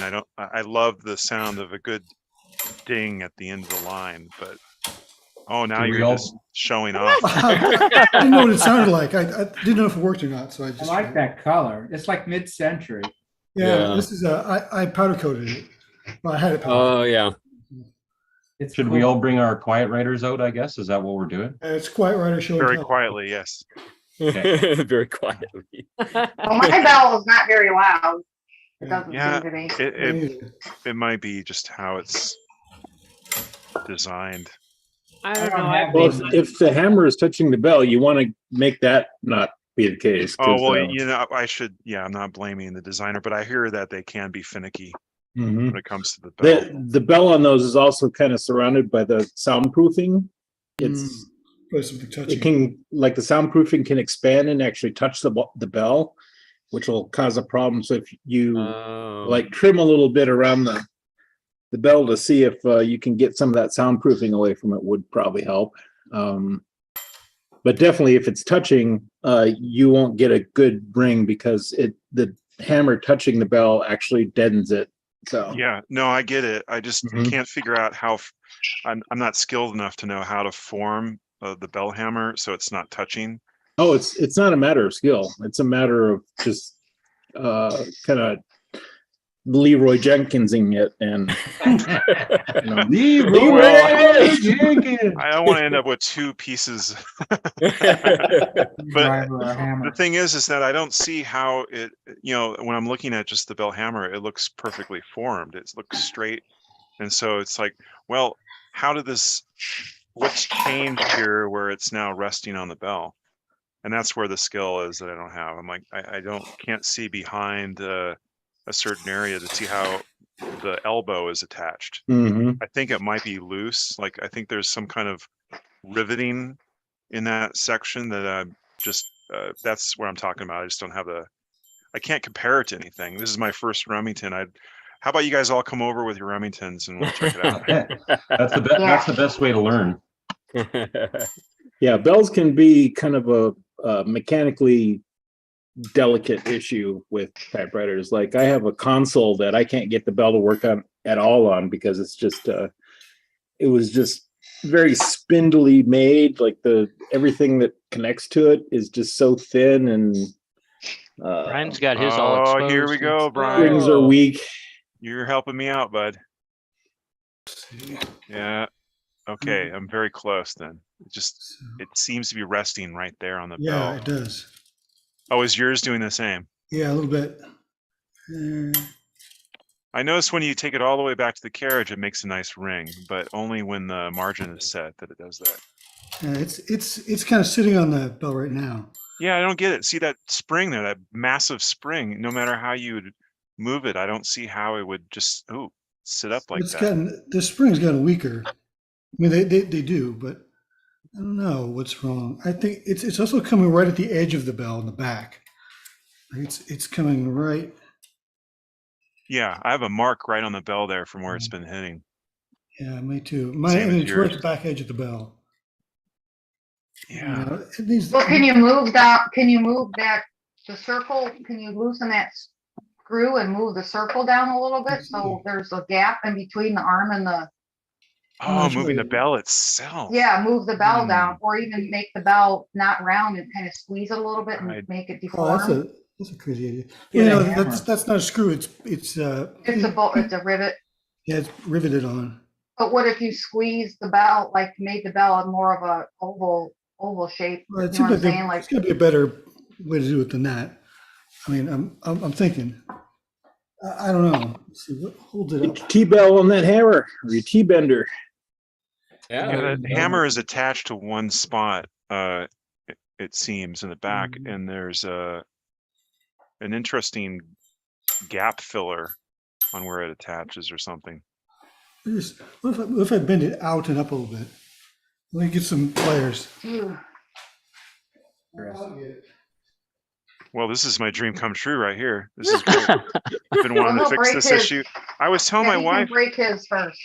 Yeah. I was telling the group earlier this morning that my wife doesn't like me collecting them. I don't like collecting them. I don't want to have these laying all around the house. I only really need a good one, right? But I got this for $9.95 with $14 for UPS shipping, which is amazing on its own. That the shipping was so cheap for FedEx, but I told my wife that if I can't get this bell working, I'm not going to use it. I like the sound of the bell, but after getting a ribbon in it and typing on it, the qualities of the typing has really pulled me back on wanting to use this more often. But boy, I'd love to be able to resolve the bell. I think I'd type more if I had a bell. Remind me, it doesn't ring at all, or it's it's just the most pathetic sound. It's like it's like the Eeyore of bells. It's like, all right, you're at the end of the line. Yeah, it's a weak sounding bell, and yeah, that's something that can drive you nuts if you really like the sound of bells. Well, the good news is that I could barely hear it now, especially when I remove the margins. So if typing is what I want to do, I can always buy a triangle, right? If I want to have that sound. But if he had a bell, he'd ring it in the morning. Maybe even in the afternoon. Maybe at dinner time. All over this land. Or supper time. Yeah, I wish I could record the Smith from Earbell properly, because it's like, that's a bell. Oh, you want the royal twin chime. For testing the bell, it sounds really nice because it's hitting the carriage. So let's see. Oh, nope, that sounds terrible too. There we go. I almost wonder if you could, well, I know you could, but if it would be interesting to take one of those wireless doorbell buttons and rig it up next to the carriage so that when the carriage gets to that point, it presses the button and rings the doorbell. That's a good idea, actually. The Rube Goldberg model. Yeah, there you go. Or have it very extravagant, like dong, dong, dong, Yeah. dong. By the time you're finished with the next line, it's finally ended. Yeah, yeah. Adam's family. Here we go.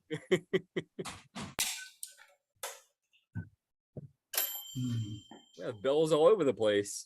Yeah, your wife That would really is a love nice that. Oh man. Yeah, this is the sound it makes when it's just when it hits it. Let's see. Just clunk. Not a good sound. There is zero satisfaction in this bell. Oh. But you know, Bells are important.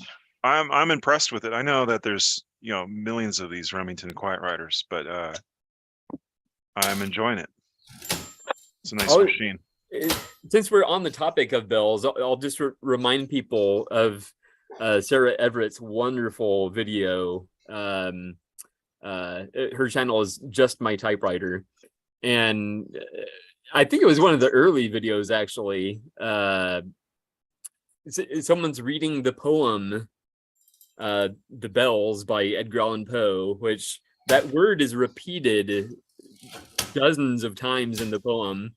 So every time they get to that point in the poem, she has a different typewriter ring its bell, and it just goes on and on. It is wonderful.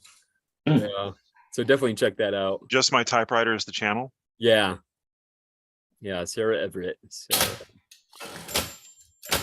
Joe, I'm not sure if my my twin. memory serves me, but there was a, seems to me that Dwayne Jensen from Phoenix Typewriter may have actually done a video on a Remington bell.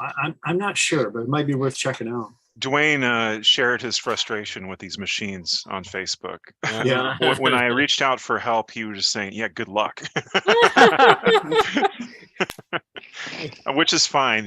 Some people have frustrations for some machines, but no, I didn't see one on his channel. I'll have to look. I had some of these bells, as everybody knows, can be kind of finicky. And what I had luck with, I actually was on the, I'm not going to start talking about Selectrics, but it was on the Selectric one. The bell was giving this just a kind of a dead thud sound. And that bell has a rubber grommet, I guess you'd call it, that is attached with a bolt. And what I did was I turned the bell this way a little bit and got it straight, and it dings perfectly. And just to test it, I bent it back a little bit that way, and I got the thud again. So it could be something as far as the. I never thought about looking at the bell itself and seeing if that's out of place or something, but yeah. I know most like percussive instruments, they have like a sweet spot where you have to hit them to get the most resonance. So I assume that could be part of it as well. Well, I think it comes down to how it ends the motion. The hammer just thunks on it, which I think it's supposed to kick back just slightly. Yeah. I think what Ted said is right on the mark, because if that clapper or whatever you call it is just going down and hitting the bell and staying there, that's deadening the sound of the bell itself. Exactly. It's got to come back up a little bit. And that's where the mystery lies, which I'm fine if I don't resolve this immediately. It's not like I'm gonna like throw this machine out the window, but it is one of those things that bugs me, and I eventually will have to resolve it to move on this. Yeah, I'm working a little better, but mainly it's just a little. It barely even hits it. It just kind of jiggles the bar that hammers on when it rings. Barely anything. I got it to totally not work for a few minutes. Now I got it bent back to where it just hits it. Have you tried to? I'm curious on if it would react differently typing rather than sliding the carriage. I was using the carriage like that, like trying to get the sound to resonate. Oh, I saw it. I noticed where it went. We saw it jump, but Oh, well, it's stopped then. So, not that's exactly what quiet noise. rider. Yeah. Keys were louder than the bell. Yeah. See. Well, this is why you have a machine with no bell. Exactly. Nobel Prize. Nobel Prize. Jumped. No, it didn't make a noise at all. So, So why don't you try bending or squeezing that bell and see, because then and see if that works. You could always bend it back. theoretically. You know what I mean? Yeah, I do. Plugged in. I don't think you have to squeeze it a whole lot, but I think the arm rests at a standing rest, right? It's not like it's gonna fall. It's stationary like that. And so if you squeeze that bell a little bit, you're gonna just have a tiny little bit of a gap that it should ring it. I had to do that on my the 6 CPI machine that I have, and I think I either bent it or I was able to loosen the screw and just move it a little bit, but I think I did make it squeeze it just a little bit, and now it rings just fine. The way I see it, from my general knowledge, is that it looks like it's just a seesaw. It's got one point, you got the upper hammer and the lower hammer. So I'm wondering if the model you're referring to has a foot that catches it. This one, I don't see anything that's catching the hammer in its general, just sitting there until it hits the margin tooth. So I'm curious on, I don't want to, do no damage here. So it's more of a thinking game than a. Is it possible that the spring is weakened and it's not hitting it with enough force? Well, I think it's the issue I see is that the spring itself is causing it to rest on it, but I don't think the spring is more or less the area of the issue. But what do I know? Joe's there showing off his great machine. That cat looks like he's got striped socks on. Yeah. It's so cute. I haven't used this Remington Typewriter in a long while, and it really flies. Yeah, I wish I saw your video that you used it on a road trip where you're staying at a bed and breakfast on a trip, and I did the same thing with a Royal that ended up not being as great as I had hoped. I didn't have enough time to service it before leaving. The platinum is totally done. Yeah, we did. This should be my new travel machine. I love taking this. Pretty big. Cases are really nice, Well, we did a San Antonio trip a few years ago. And when you get old enough, you always say a few years ago, and it's probably more like 10 years ago. But it was, we stayed at a bed and breakfast, and it was, no, not a bed and breakfast. It was an Airbnb, but it was in the backyard. It was a tiny house. It was a modernist style tiny house in the backyard of a Victorian mansion. Oh, wow. It's so like the dichotomy between the main house's style and this tiny house. It was very striking, but yeah, it was very fun. And I got some really good photos of this typewriter out on the picnic table, and anyways, it was pretty cool, but it was a good vacation. Anyways, we were staying in the Queen Elizabeth district of San Antonio, if you know where that is. Anyways, good coffee shops, by the way. But this Quiet Writer really does fly pretty nice, actually. I like it. Nice. I grew up with a Quiet Writer. I don't have one now, but my mom did. My grandmother bought her one when she was, I guess, in high school. And so I grew up, way before computers, using her typewriter. It's a Quiet Writer. I asked my brother about it a few years ago. He's living over in California, and where she is, and he dug it out of a closet, and it was not really even worth trying to salvage broken parts. And well, this typewriter is supposed to be my sister-in-law's. We were going to give it to her, and we were going to deliver it to her out in Escondido, California, maybe 3 or 4 years ago. But then COVID hit, things happened.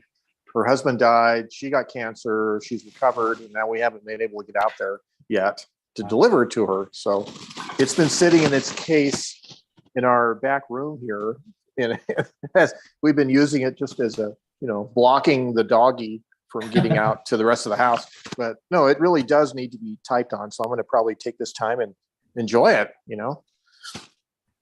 Thing. Anyways. Yeah. Well, I don't know how my mom's got all messed up. Nobody was using it. Maybe they dropped the box or something. It didn't look very pretty. Yeah. Yeah, I do like the green color. And what did you guys say it was? Some kind of a mist green or something like that? Someone mentioned it a while ago. Mist green. Yep. Yeah. All right. Well, I'm going to go type some more. Excellent. Excellent. This is a bad joke, but there's a band that wrote all their music on a Quiet Writer. The band is Quiet Riot. I was gonna say that's a joke. That's amazing. I don't really. I remember. Joe had a great video comparing the sounds of each. I'm not sure if this was a winner or not. I'm doubting it. It's not exactly a Quiet Writer, is it? But I do love the feel of it. Yeah, that was a difficult video to make because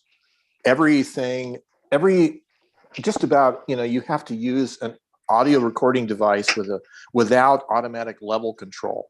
Because if you're using something with automatic level control, it tries to normalize everything to be the same loudness, so you don't really get a sense of what the true volume is. And then what you really need is some kind of a spectral analyzer to look at the spectrum of sounds that it's making, not just the average level, but then like how much bass versus treble, where's the noise spikes coming in at. It's pretty complicated, but I think it's not bad.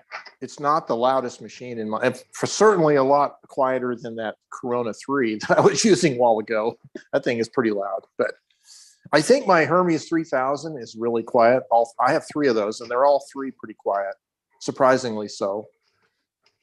It must have been something else to shop for a typewriter like in the 50s, or 60s, and agree that it's quiet. What kind of office environment are they in where this is quiet? Quiet Deluxe, Quiet Writer. It's like quiet played a big role in selling these, it seemed. Yeah, I wonder if the office writer having that skirt along the bottom, maybe that helps to dampen the sound from maybe echoing out around the desk or something. That's what I was thinking, but I think it's actually a kilt more than a skirt. It's a kilt. Okay, I like your thinking on this, Rich. In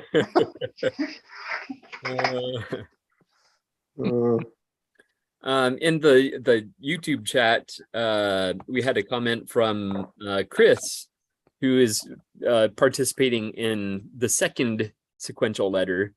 So he says, "I'm very late joining. Apologies. I'll watch it all back later. Just to say, the sequential letter is here with me and leaving the UK within the next day or two. So it's gonna. I don't remember if he was second to last or if. Yeah, I know we had He would be third. There's 2 Canadians after him. Oh, okay. All right. Excellent. But it will be on its way again. Remember, that's why I stole all the money in there. That's good that they stay in country before moving on. Yeah, Daniel rearranged the order to work out that way. So that was nice. Cheaper on postage. Yeah. At least for some of us. Yeah. Well, there had to be some format changes to what got sent. So I think originally it was like a 9x12 envelope or something.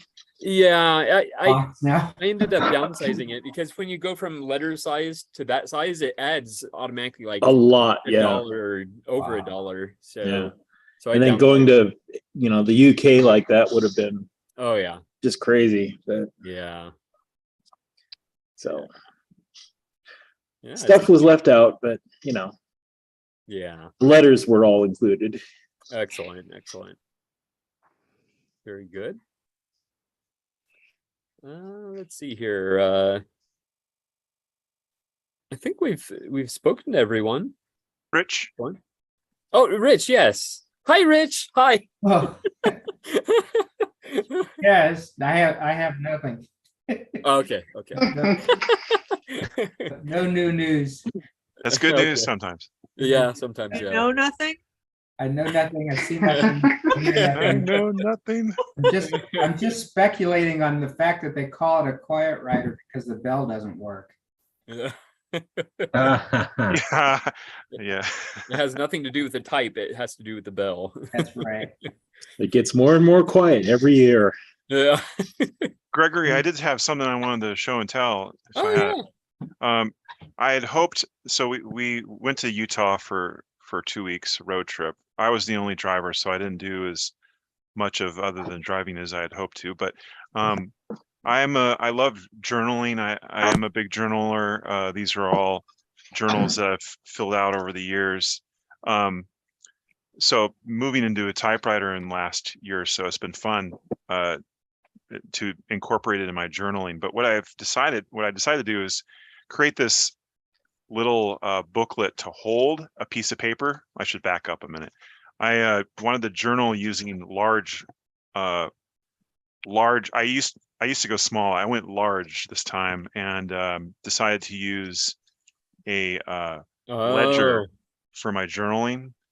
And so I would add maps and nice. Here's an example of a page filled out. So essentially it would start in this little book where I would have access to it in my front pocket anytime I wanted to write. I didn't have to get this big thing out. But I created it so I can switch back and forth. So I can at any time remove this from the book and slip it into a typewriter, which I did. So got writing, and then eventually I'd switch over to type in the typewriter and then take it out again and add more writing.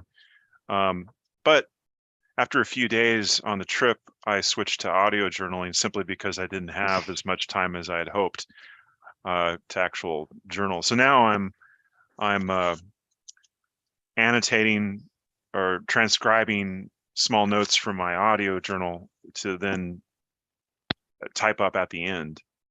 So I just wanted to share this little booklet I made and my process on this. I know there's a few of you out there that like to type while they're traveling, and some may even like taking keeping sketchbooks as well. Yeah, most definitely. Yeah, that's pretty cool. How confident are you going to get through? Are you going to actually type up the audio? Well, I'm never confident in that. I'm motivated by not wanting to lose any of those memories. I like to write, not only to ingrain it into my memory by thinking about it, which is why I love journaling. But I hate looking at blank pages or days that I never wrote, or after time that blank page represents my memory. I'm like, well, I knew I did something on that day. Yeah. So I like keeping a journal. So I would think that yes, I'm hoping to use Inktober or NaNoWriMo to finish it, just using the excuse to put ink on paper every day. Yeah. I'd get so far behind when we traveled, I would write stuff out in note form. And I'm supposed to go back when we get back home and, actually write it out or type it out. And then we'd go on another trip before I got to that part. And then I got so far behind that all I really got now are my scribbled notes from all our trips, Which is better than nothing, right? Right. Yeah. True. So I go back and sometimes I read those, and it just really weird memories that, if I hadn't written it down, I never would have remembered that my wife's card got stuck in Salzburg in the train thing where we tried to get a credit card, waiting for get a train ticket, and it grabbed the card and it wouldn't let it out. And we were asking people around us. I mean, that was a big event at the time. Finally, it came out after half an hour, but I've completely forgot about that. And last week I was going through my journals and I ran across my note taking of that. And there's just there's a whole bunch of those. There's these little snippets of the things that happen in different places that I would otherwise completely forget about. And it doesn't have to be anywhere fancy. I mean, just stuff happens, during the day. I've been traveling a lot solo for a long time. That for my honeymoon with my wife, I would secretly write her letters in the evening, and generally, they wouldn't be love letters or anything. They'd just be all those minute details that we would have during that day. The people that we met, or the things that we ate, or something.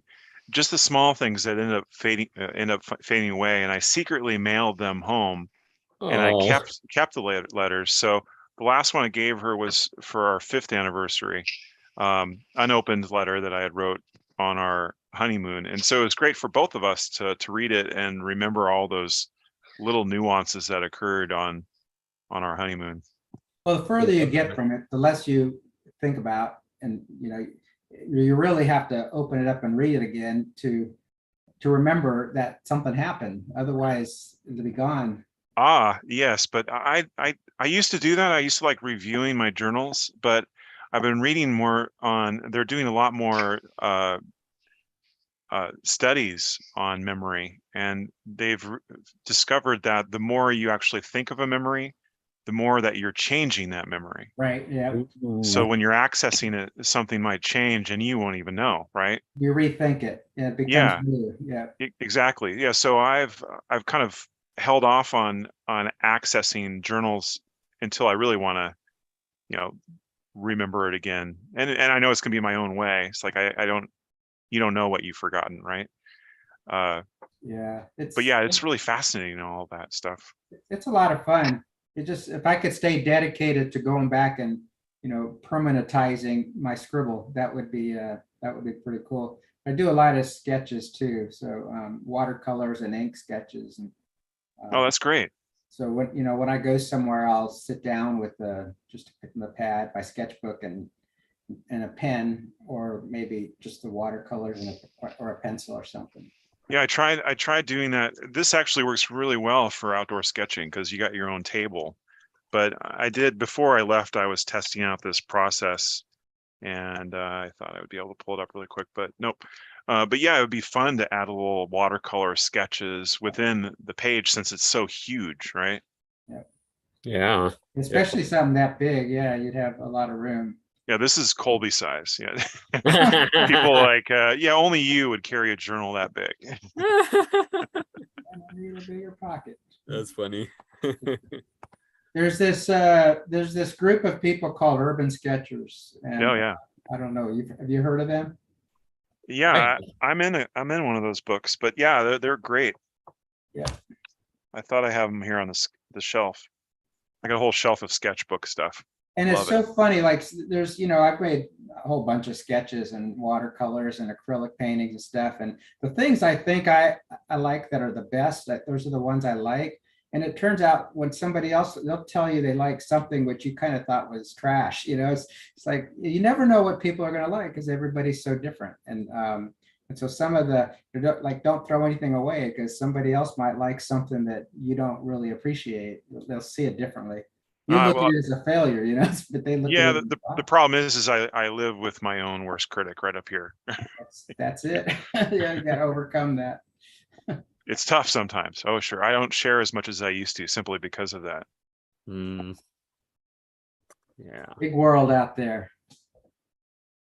Yep. Sergeant Schultz was there, Diane. I saw that. Oh yeah. I know nothing. She's a big Hogan's Heroes fan. It's a bobblehead. Bobblehead. of Schultz. He was a yes man, wasn't he? Oh no, he was a no man. Oh my And gosh. Clink. Oh, that's Clink hilarious. was the no man, yeah. Are you gonna leave them in their boxes? Yeah. Of course, mint in box. I'll buy that for $6. You'll make 5 cents on each one. Well, even then, I bought them for $9.95 each. Oh, $9.95. I wouldn't be making anything, I thought it said $7.95 or $6.95. I don't know a bobblehead doll of Bob Crane that's called Head Knocker. It seems a little on point, don't you think? I don't know that they had one of Colonel Hogan. No, I mean the way he died. Yeah, but anyway. Ironic. Oh, May, look at that. I got a hat from her. Hello. Sorry to be joining late, but I think I do that every time anyway. So Here, I'll put it on my I'm typewriter. gonna quit apologizing for joining late. Just happy to be here. And oh yay, the hat. It's not a dust cover, Ted. It works like one. I like your typewriter. Well, The thank you. Remington, yeah, I like how they have to be. So I have 2 letters going to you. You're getting a double tap. Nice. I like your CD, your inspirational soundtrack. That was interesting. I'd have to say that was. Can you tell where that originated from, or did you make that? That is from a box of records I got of inspirational, kind of salesman type things to help you sell more and that's right. Feel better about yourself. And yeah, today I'm much more confident today. I'm much more sure of myself. I'm a real go-getter now. But it was neat. It sounded like it was like from the 50s or 60s. It's probably from the 60s, I think. Very formal. Motivational. But motivational CD or. Oh, let's see. I could probably find it. Yeah, May, what machine are you on right now? This is a Signature 511. It's a Brother JP3 model. It's one of my first type. This is not my first typewriter, but I got one like it. My first typewriter. So it's a big honking desktop. Oh, it looks. It's real solid. Like a tank. It's heavy. Yeah, it comes in a case, but it's not meant to be portable at all. Oh well. And this is the one I got. It's the special dial-a-type element that came with it. I've showed this off more than once because it deserves. Oh yes, I tried Googling that after you showed that off, and wow, I couldn't find anything. Because I don't know anybody. There's only one person in the typewriter database that has one, and it's on a Brother, like Echelon, or it's a Brother model. It's a brown one. But there's one person in the database that has one, and his is, I believe, language, maybe. I don't know. But is yours in the database? Mine's in the database now, yes. So there's 2 of them. There's 2 of them that we know of. I guess that's a good reason. That's always a good reason to look under the hood when looking at typewriters. Oh, just in case. Oh yeah. Oh, I look at the pictures. I zoom in really big on all the pictures, just in case there's a cursive or something neat like this in there. Yeah. Unfortunately, with a lot of the sales pictures, they're blurry and they don't know how to show typeface. And if you ask them to do anything, they freak out and go, "Oh, I don't know how to use a typewriter." Yeah. What do you mean you can't roll paper? You can't turn a knob and punch some keys? It needs a tune-up, right? Yeah, but this one just happened to have good photos, and so I noticed it right away. Wow. Snatched it up off of eBay from Clovis, California. Wow. It traveled a long way to get here. And it's great because these bottles have the card guide. So these are perfect for postcards, which is what I'm typing now. I'm trying to catch up on correspondence with postcards. And Ted, I sent you some of this paper. I don't know if he's still there. I don't think he's there. When I sent him the hat, I put a few sample sheets of paper, and this heavy cardstock makes for great postcards. You can kind of do your own artwork. And what I do is instead of artwork on the front, I type a letter on the front, flip it over, finish it on the back, and then put the address. So you get extra words from me when you get a postcard. May, where are you located? I'm in Arkansas. I'm in North Little Rock, Arkansas. Mm-hmm. And where are you? Central Oregon. Bend. Okay. Wow. Long ways. You and Bill and let's see, Care. There's a lot of there's a lot of Portlandians here on this group. I love it. That's one of the reasons I joined. I was fascinated by how there's a large and Sam Bones. population of Portlandians. But I don't know, I guess I'm the only one here in Central Oregon. Mm-hmm. Oregon's a big state. That's right. It is, and we're separated. For those of you who don't know, we're Eugene, Salem. They're all the most popular. When you think in Oregon in your head, you're usually thinking green, right?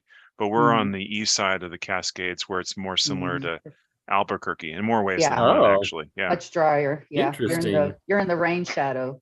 zone, the other side of the mountains. Yeah. Yeah. Do you see, Gregory, I'm sorry, do you see the typing going on with Bill and Joe again? They're lined up again.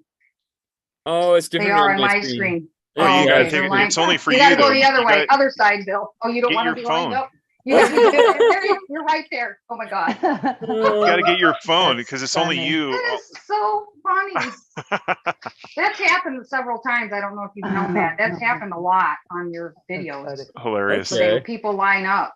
It's I saw that funny. video and I was laughing so hard. That's great.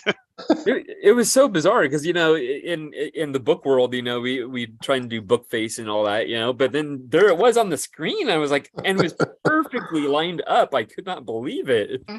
That's really funny.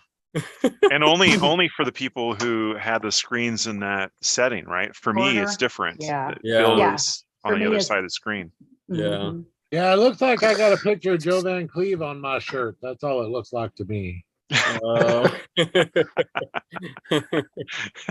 Might have to get some of Which those isn't printed. bad. Yeah, I would buy one. Me too. It would be a picture of Bob wearing a picture of Bob wearing a shirt with a picture of Joe Van Cleve on it. That's it. Bill Van Cleve, actually. Yeah, Bill Van Cleve. Yeah. BBC. Yeah. Or a picture of Bob with Bill on the top part and Joe on the bottom. That's right. It's a meme. Good. Yeah, that video's up to 1.3 thousand views now. So That's yeah. amazing. It's crazy because I just posted it and I was like, okay, Yes. our The group clip? will watch it. And then I was on my channel looking at stats and I saw that and I was like, what? 1.2 thousand views? And then now it's up to 1.3 thousand. And that 1.2 came in a very short period of posting it. Well, I think it could have been also because of the YouTube logarithms, because I saw it for the first time just in the wild. It showed up at the top of my YouTube. Yeah, mine too. They haven't let us picked it up. Yeah. I haven't seen this video that you're talking about. Let's see. I shared it on the forum. Typewriter You put it Club on the Live forum. group. I also put it on the forum, so it's all over the place. So it's out there. Oh, okay. Or right here on the channel. So Oh, okay. yeah, it was what they call a YouTube short, because well, essentially what I did. So during our live stream, I took a few pictures. Well, the iPhone does this live feature where it's actually, when you take a picture, it's actually recording short videos. And I didn't realize that it records the audio even. So then I knew about the video part, and then so I was just gonna string them together. And then I realized that there was audio, and I was like, at first I was gonna put like, just some music over it. And I was like, no, what he's saying is like awesome. It like made the video and it has like a whole Max Headroom vibe. Oh yeah. So yeah. People like the funny stuff. Yeah. That was just so bizarre that like the all the stars aligned. It was just amazing. Yeah. And Bill and Joe were at the center of it. The columns aligned. Yeah. Yes, that's right. Margins That's aligned. Brenda, is that a Pomeranian? Yeah. Oh, What's- how- What's your Her dog's name name? is Hazel. Hazel. Hazel. Mhm. Nice. Yep. Hello, Oh. cutie. They have Oh. they have the softest tongues in the world. They're just, Oh. when they go in. Brenda, is that a royal you have there? What is that? This one? Yeah, what Oh. is that? Yeah, that is my Empress. Yeah, the Empress. Yeah. Wow. The Empress. That's And, big beast. yeah, when you and Look Kevin at those were out curves. on your trip, Yeah. I had it in my watch list on YouTube, and I was like, Kevin did not just buy an Empress. I can't believe it. And I was like waiting. I was really hesitant to buy it because it was coming all the way from New York, and I was afraid it was going to get beat up. And but it has that bronze home font on it, typeface, Mm-hmm. which is, I guess, I don't know, hard to find one. So, but yeah, it's really nice. Type's good. Yeah, I Yeah. was having a problem with the A's. If I would type my cousin's name Sarah, I would type the S and then I do the A, and it would skip between the S and the A would skip. Oh. And I was like, I don't know what I was doing wrong. I have that for my Royal 41, and the answer I've looked up is it boils down to the touch for that machine. I've noticed that the vibration on the table also can cause it. Yeah, I It's don't know always if with I was the A. just It's only typing the A. weird. Yeah, I think I was typing. Maybe I'm typing weird, or the typer's not warmed up enough or something. I don't know. Yeah. Did you try Do you unplugging it and plugging it back in? Yeah, I did, and it didn't work. Do you guys touch type when you have that skipping problem? Do you touch type or by 2-finger type? Yeah. Yeah. I'm sure it has to do with a combination of things, but for me, Yeah. probably it's my typing too. Yeah. Okay. Yeah. It's always the common thing with touch typing is your A is the weakest finger of your left hand. If you're right-handed, it's your weakest finger, probably, period. And it's the third most frequent letter in English. So, you know. I've noticed when I type, I tend to rest my thumbs on the space bar, which is a bad habit because you can slightly depress it enough to mess with the escapement. So I have to get out of that habit because I do that on a computer. You know, you can rest your thumbs on a computer, but you can't on a typewriter or some typewriters. Right. Well, the big Empress should be a different mechanism than the QDL type Royals. Usually the escapements on the big ones are more reliable. They don't have that problem typically. Yeah. Yeah, I was looking up the issue at the time, and I recall others with Royal specifically. Yeah, and I guess I don't know. I thought that it was more of a common issue for standards as well. But you know, I've got 3 of those typing books, and it's not really working through osmosis. I got to practice more on my typing. And also this camera angle, your typewriter, your Remington is backwards. It looks like. Well, yeah, it makes it very hard to type on. You have to reach around the paper, right?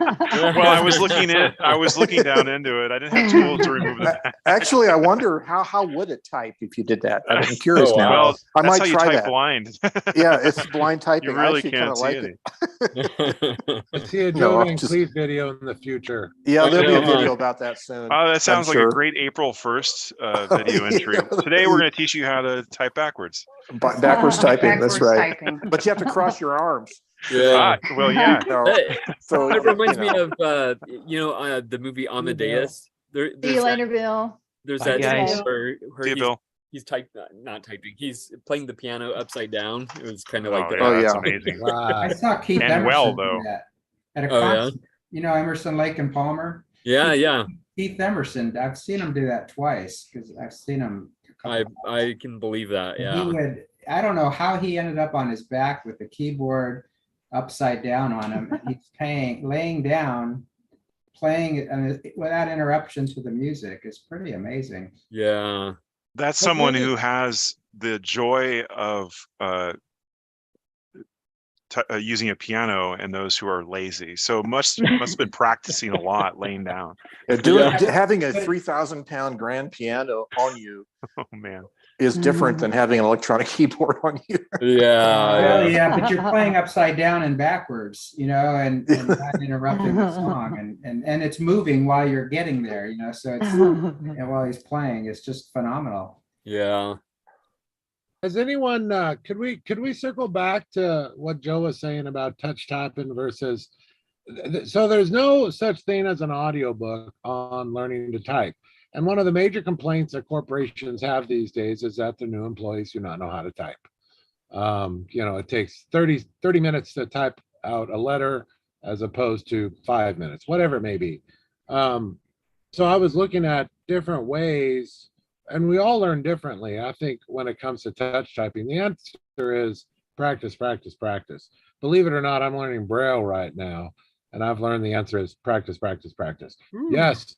I'm still having fun learning with my son Morse code, but Braille is a great code. I asked, believe it or not, my new assistant, I asked her the other day, I said, hey, I'm learning Braille. Do you know why? And she went, because you're old and going blind. No, naturally, the answer is because I have several Braille machines, and it'd be very nice to get them going for, for the sight impaired. Well, Bob, you raise a great question about typing on computer keyboards, touch typing. And I think from my experience, because I started in the corporate world in 1993, at my current job, and it seemed like, they brought in Microsoft Word, Microsoft Office into the computer world, into the office world, and they didn't really require anybody to have any education about using it. They just expected you to get along with the software. That's right. And Microsoft kind of did that with Office. They kind of tried to make it, or at least early on, the older versions were pretty user friendly. I think the later versions now, where they have the ribbon of all the features up on top, is very poor user interface, very complicated. Yeah. But yeah, there was never really an idea about like learning that stuff. I mean, kids learn it in school now. They learn keyboarding, and probably they learn a little bit of software. But it's just expected you learn it yourself. And now I'm thinking I'm going to do a video about thumb typing on a typewriter, because isn't that how everybody uses their phones? They thumb type when they're texting. I'm just going to thumb type now. So I'm not going to lie. 5% of people walk up to my machines when I have them out and start touching them with their thumbs. It's seriously, really? I was just making a joke there. Really? It really is. At this point, I'm going to call it a pandemic. I mean, it's. You can change the typeface that way, right? From 12 to 10 by just putting your fingers down and going outwards right now. Yeah, you can go like that with it. I'm very excited that they're interested in the machines, but I have to tell them, oh no, you use your fingers just like you would a computer keyboard. The computer got their keyboard from the typewriter, and it's hard. It's hard to see because they're not sure what they're doing, and I have to re-educate them in 3 seconds and still keep them interested in playing on the machine, right? So I was looking at different. We really don't have a learn to type. There are several learn to type fast classes, and they all tell you the same thing: practice, practice, practice. So, and we all learn differently. For me, it's just a matter of sitting down for half an hour a day, and I'm very comfortable typing. But I come from the world of music. If you're going to play music, you better be a darn good guitar player. You were just talking about playing piano, whatever it may be. It seems like in the world of typewriters, people, everybody has their own typing method, but if you can and have the ability to touch type, I believe it'll serve you better. But then Gregory comes in, and Gregory types faster than me, pecking like there's no tomorrow. You never get a chance. See that in person. It'll scare you. It's awesome, but so Bob, I remember when I went through typing class in the early 70s in high school, there were, you can generally learn the 26 letters of the alphabet on the keyboard pretty easily, but to be a competent typist, you also have to be able to do the reach up to the number row, right? And to get all those special characters, and that's a little bit harder, and that's where a really good touch typist excels. And the average typist, like I would call myself an average typist, because I can't reliably hit the number row without looking at the keyboard, right? I can't do that like you're supposed to. And so I think that's the advantage of a typing class, like typewriter instruction classes. They teach you how to hit all the keys, not just ASDF, the home row and all the letters, but all those hard to reach keys, through, like you say, through rote practice. And I think a lot of people are like you. I know you use your left ring finger for the A or something like that. Yeah. A lot of people will have something like that you do. It's still extremely successful. So why not? At the end of the day, if that's it depends on the keyboard. I just see. For me. Speaking of the keyboard, I'm curious, Bob, you might be the best person to ask on this. I keep on reading that one of the theories on how the type board was laid out was based on Morse code. Have you heard that theory before? No, I've always heard it as what's his name, the occultist. Yeah, I've heard it in a couple sources. They mention a study out of Japan that compared it to Morse code and found that running a logarithm showed that it was a fairly close match, but what do I know? I'm No, curious it's not a on. close match at all. I'm going All through, right. through it in my head. And that doesn't make no sense. What is Okay. A is what, a dash, and then A is- S is a dot dash, Yeah, it's dot dash. So and it's then dot D dash. is, what is D, dash dot dash dash or something like that? I forget now what D is. D is I say da dit. But Okay. D is da did da. Da- I'm sorry, okay. D is da did it. I don't see a pattern there, like from left to Yeah. right, going simple to more complex, but who knows? O is da da da. P is da da da da. Yeah, no, there's no. That was a song in the 80s. Yeah, yeah. It was. Da, da, da. Raiders of the Lost Ark. Yeah, that's right. Right. Well, I just think there are people who learn audibly, and it sure would be nice to write and read a book on Audible that people could appreciate in learning. But I think maybe it sound ridiculous, Well, left hand ring finger. S. If you try doing a Google search for Type Club, Oh, I love that. and you're looking for this website, if you mistype it, you'll get a bunch of websites that are keyboard instruction. Yeah. Right. Like typewriter clubs for learning how to do keyboarding. So they're out there. Those online resources are out there, and some of them are probably a paid subscription, right? Some kind of thing like commercialized, but No, I do the kids one, Typer Club. It's great. You like hit the letters right and push this monster off the cliff. I love it. I think that's amazing. I tried recently to create those hands that you see that are attached to the faceplate. Sure. But I realized that it's a mirror image. It doesn't make sense to me, looking at it. Yeah. So I didn't finish it. Well, I wish they taught kids typing, Joe. And so I've asked several, my son and several of his friends, and they literally sat them down for half an hour and said, this is a keyboard and it has the letters. And for them, it was more important for the kids to understand that when they press a letter appears up on the screen. That concept, even when I was a kid, was hard to understand. How does the letter get to the screen? Luckily, my father was in programming, and so he could explain ASCII text to me. But regardless, Bob, you're bringing up a memory from my freshman year of high school. My dad was a computer scientist. He's one of the first graduates of computer science at University of Oregon.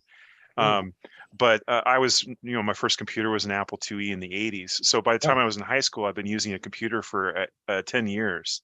And I was asked to help after school teach our teachers how to use a mouse and what Windows is. So it's funny that the circle came around that way. Well, and we're very fortunate to be I'm 45. We're fortunate to be in that generation where I saw people take a mouse and put it on the screen thinking that's how it works. So how do I take all that knowledge that I know? And I'm not an educator. My family's full of them, though, lucky for me. And how do I take that knowledge and transpose it back to using a typewriter? Older people, they don't like typewriters because they know how much work they are. Older people walk by my typewriter all the time and go, oh, I remember using one of those. No, thanks. Because they think they're going to have to do business or get paid an hourly wage to type on it all day long. Where psychological.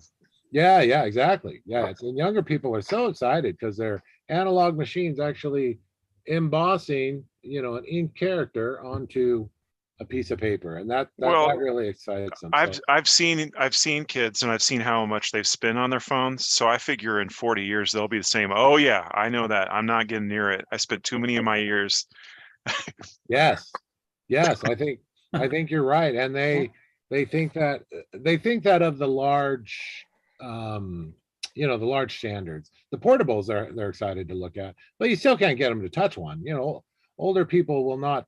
It's very rare they touch a typewriter. They will sit in front of them and talk about them all day long and tell me all their great stories, which is wonderful. I love that. But it's very rare if I get somebody over 70 to touch one of my typewriters. Well, it was a tool for them, right? It was a tool of the trade. Yeah. It wasn't something that you were playing with. Fun. One of the reasons I got a typewriter is because I got tired of computers. I got tired of screens. Because I spend all day at work, because at the time I was teaching virtually during the pandemic. And so it's, glued to a screen 8 hours a day. And I wanted something different. And that's how I discovered typewriters. Well, I've been having just a ton of fun doing private lessons, private typewriter lessons. I've only done a handful of them. It's usually just a month. It's, Tuesday evening, 6 o'clock for a month. Let's get you for half an hour. And I literally copy out the Smith Corona. I just make copies and give that to them. And here's everything you need. And here's how you prop it up. And here's how you learn to touch type. But they have to put in the work. They have to put in the half an hour a day. Which is kind of. And Colby, you were saying you're learning to touch type again, or? Well, I like Joe. I took classes in high school. Maybe same with you. I'm 48, so I do. That comes back to me. But I've been on a computer all. Excuse me.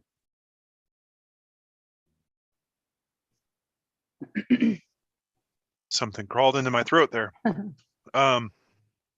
Been using a computer all my life, so I fall into my old habits. I get it typed. Well, it looks fine, but I would like to, after seeing some of those high-speed typists online from the 40s and 50s, I'm like, I got ways to learn before on a manual at that. Wow. But some of those speed champions have their machines tuned from the factory. Yeah, don't get me started on that. I'd love to find out how they do that, right? Well, they file down the escape ear teeth, and I keep on going back to a book I got, an out of print book from the 50s that was in part published through Royal, and they go in the detail on those speed typists and how it'd be like a boxing ring and you got two typists going at it. And I'd love to be a part of something like that, but it's something in the past, right? Like it doesn't have to be. It doesn't have to be. You're right. Lucas and I have. But then when you got all the people that would at the age using these typewriters going, oh yeah, that's great. Not for me, then.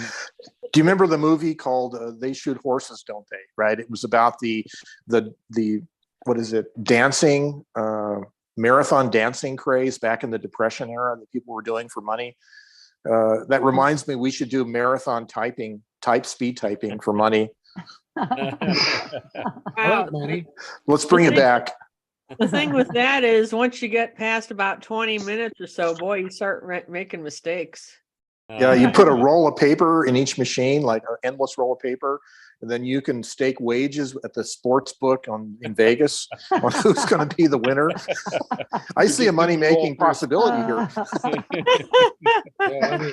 I've noticed that you get into rhythm typing, but then once the sound out the window, I register it. I get self-conscious and start messing up.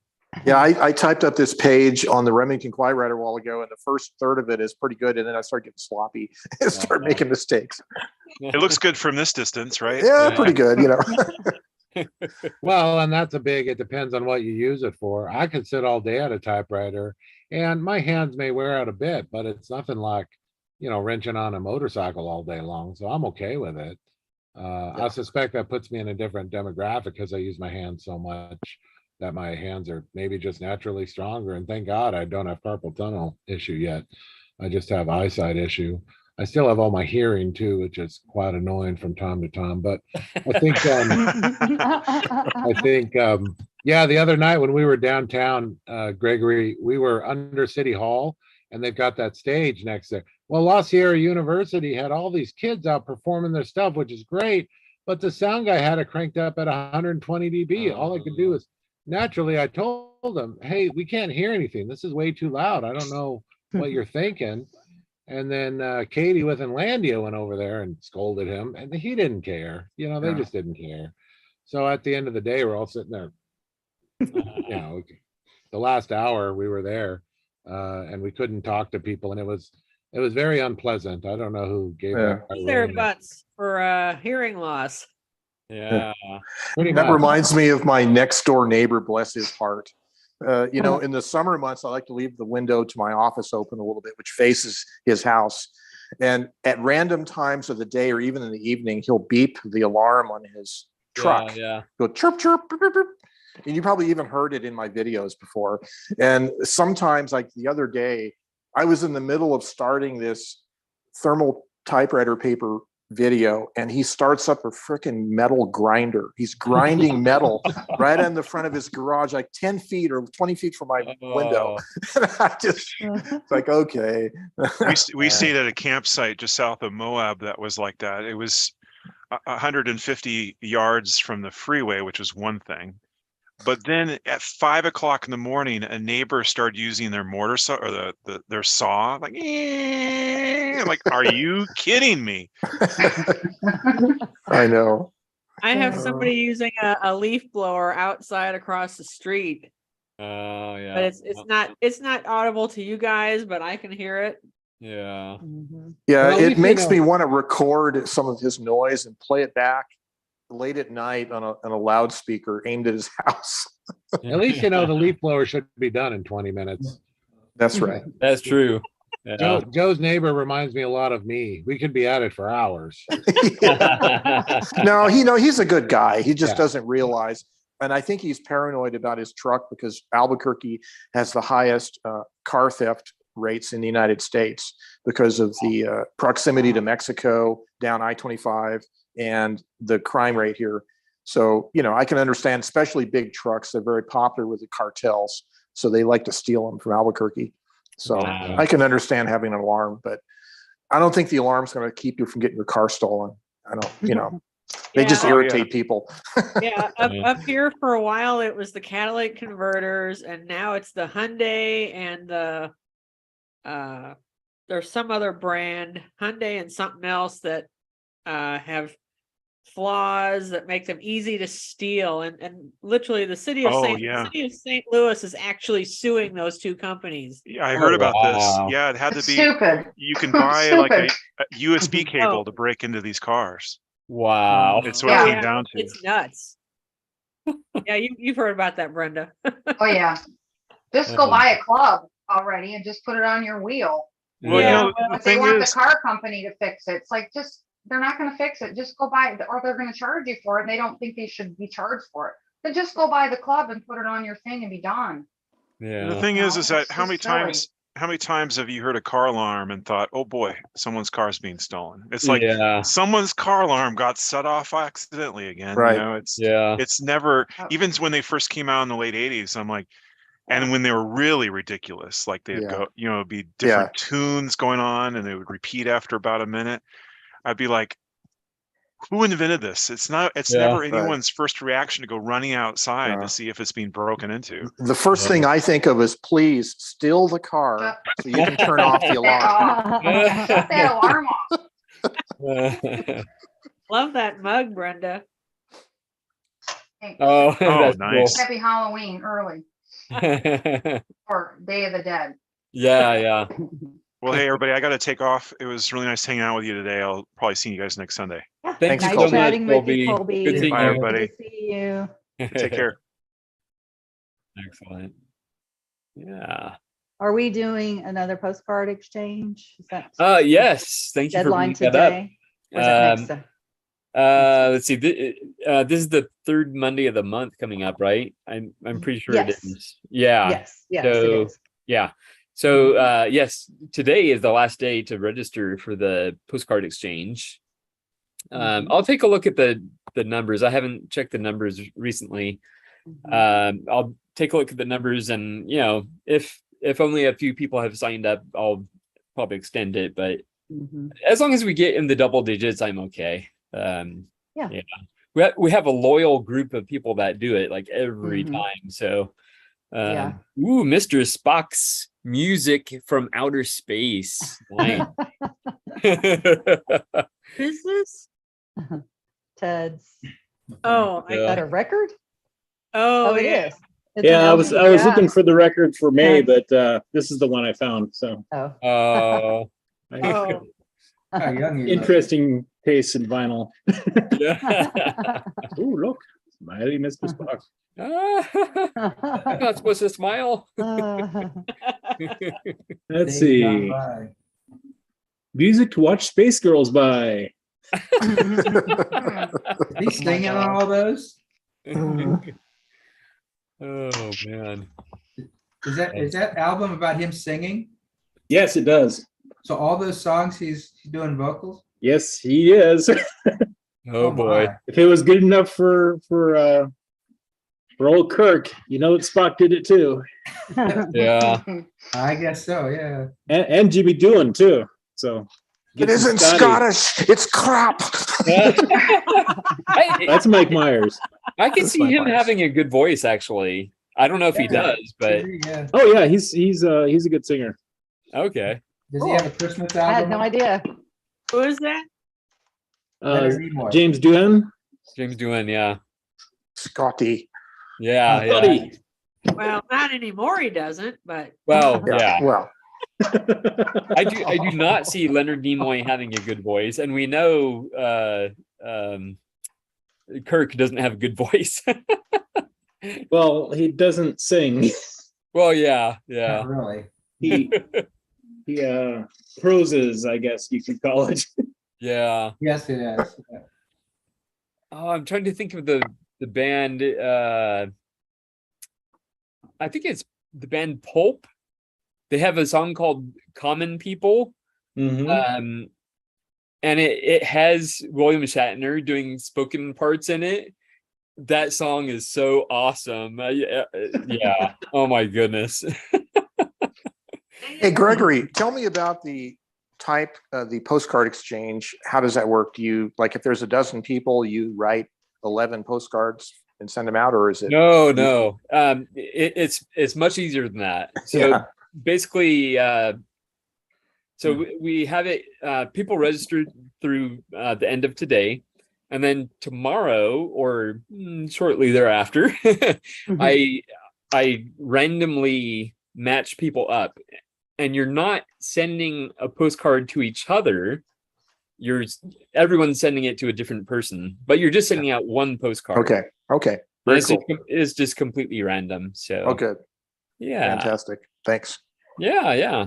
Now that I'm caught up with my letters, I know. Yeah. like maybe I'll actually participate in that. It won't be empty for long. No, I know. I'm going to get all these responses. Yeah. You can send one to yourself. Yeah. I should. Yeah. See how long it takes to get around. Ted brought out his old records here. Oh, there you go. I've got a couple of these.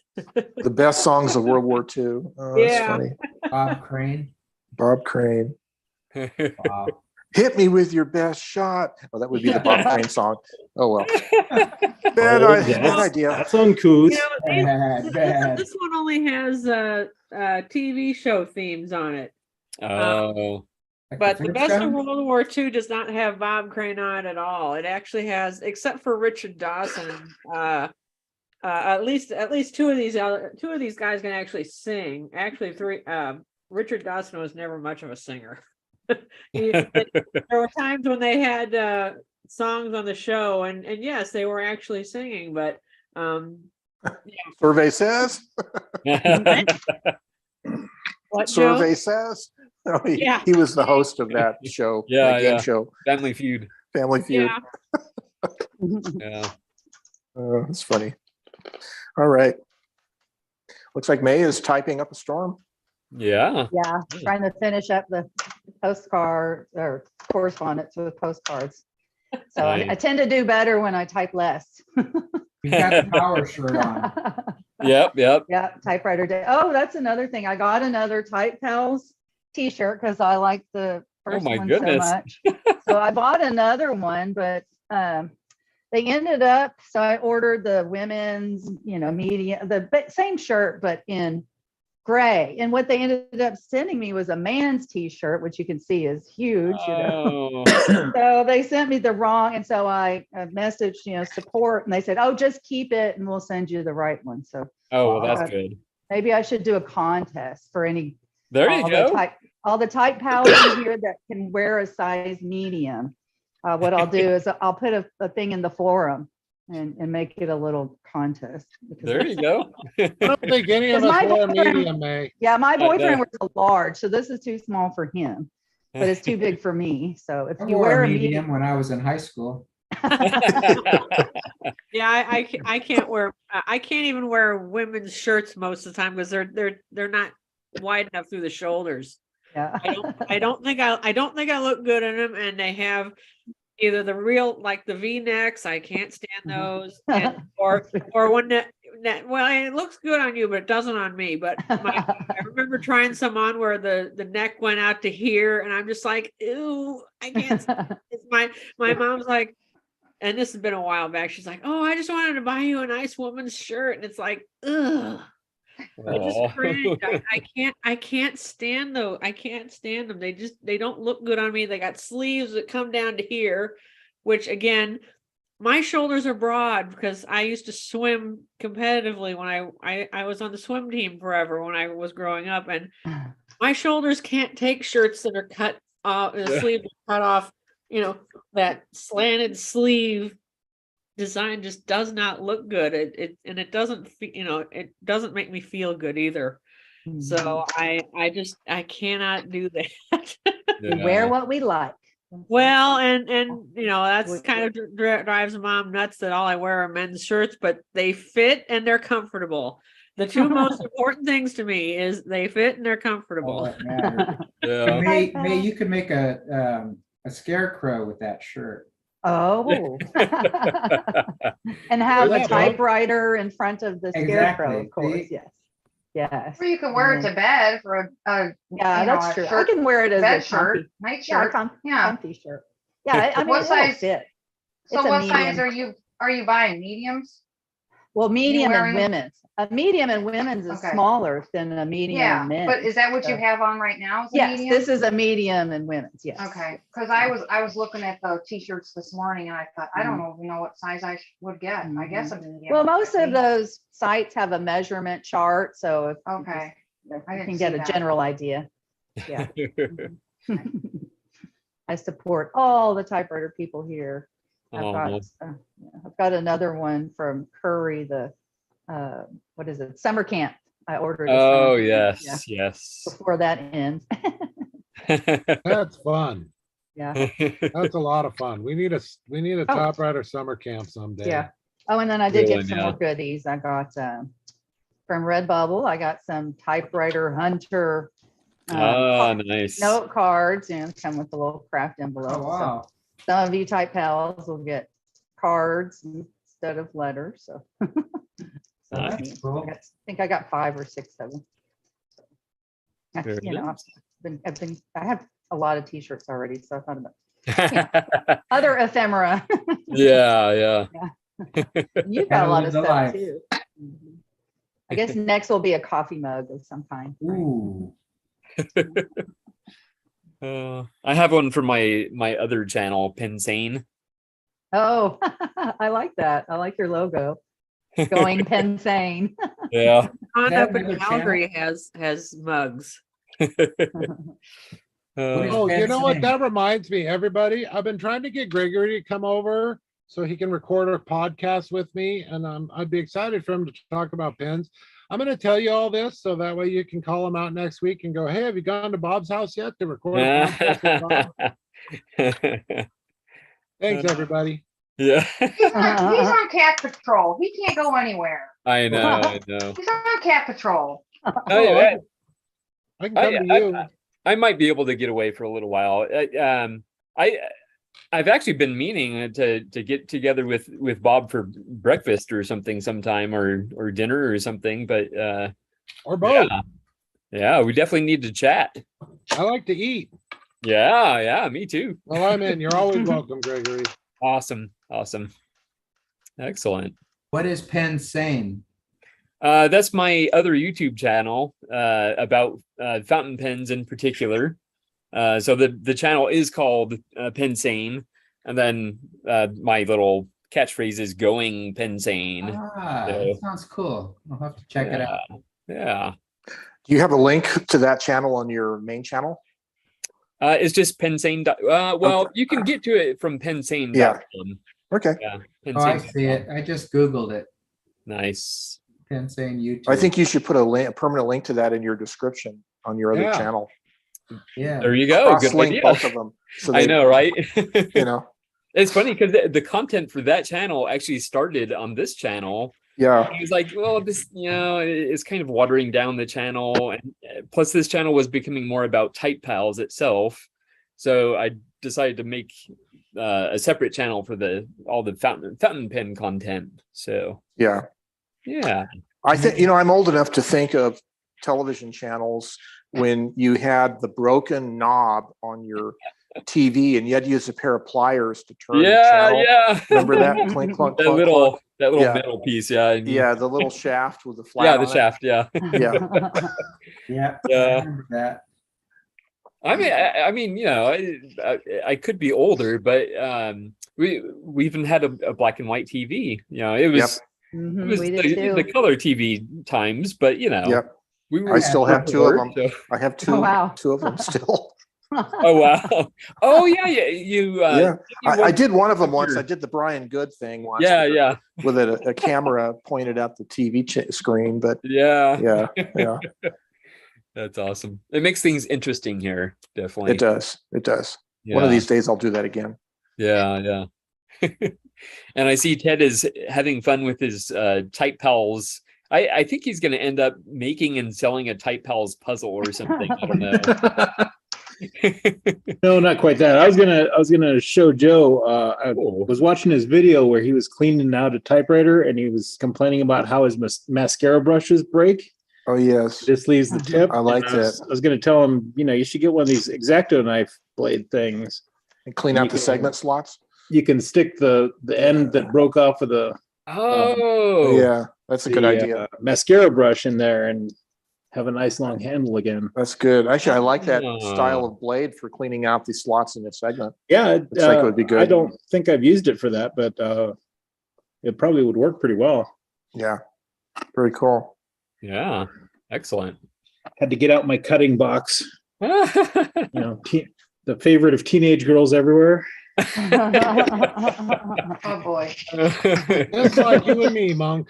Oh man. You have a box for everything, Ted.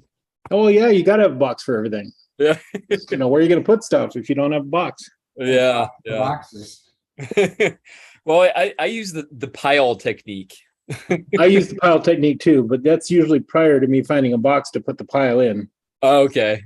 Then you can pile the boxes. It's a process. See, my theory about piles is that piles are vertical, and when you turn them horizontal, they become files. There you go. Put them in a file cabinet. Yeah. Not when they're horizontal. Then they're lost forever because you'll never open that drawer again. I know, you won't. I have a whole garage full of filing cabinets that I've filed all my typecasts in, and they're just kind of stuffed in there. So it's if I ever wanted to find anything, I'd have to empty the whole thing out again. Boy. I have mine in hole punched in 3-ring binders, but it's still a lot of binders. And I was just thinking about this today. When I die, I'm sure my wife and maybe my grandkids will be going through all my crap, and they won't read it all. They'll just look at it. They'll just kind of bonfire. They'll sift through it and then they'll toss it in the recycle bin or whatever. So they'll probably call Monk and I or somebody. A handful of us will have to go through it, so that'll be even worse. Yeah, that's right. All you younger kids here. Yes. You've got a task ahead of you. You guys should have a wake when I die. Come over to Albuquerque. We'll have a party for you, Joe. There you go. Well, you know what? The better thing is to have a party now while you're still alive. Yeah, that's the true. Better thing. That is true. Yep. Yeah. I love it. So true. Maybe next year, I'm just thinking of this off the top of my head. Maybe next year when I'm retired, I can just invite everybody to Albuquerque for a giant party. Yeah. Type in, Yeah. Wouldn't that be fun? Yeah, that would You should do it every month. Every month. Every month. Just have an open door, Pals. open door invitation. Show up on Joe's porch, night or day. Welcome to the Joe Might Die This Month party. That's right. Let's all move.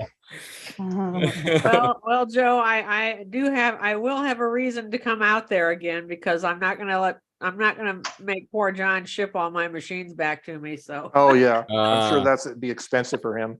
Yeah.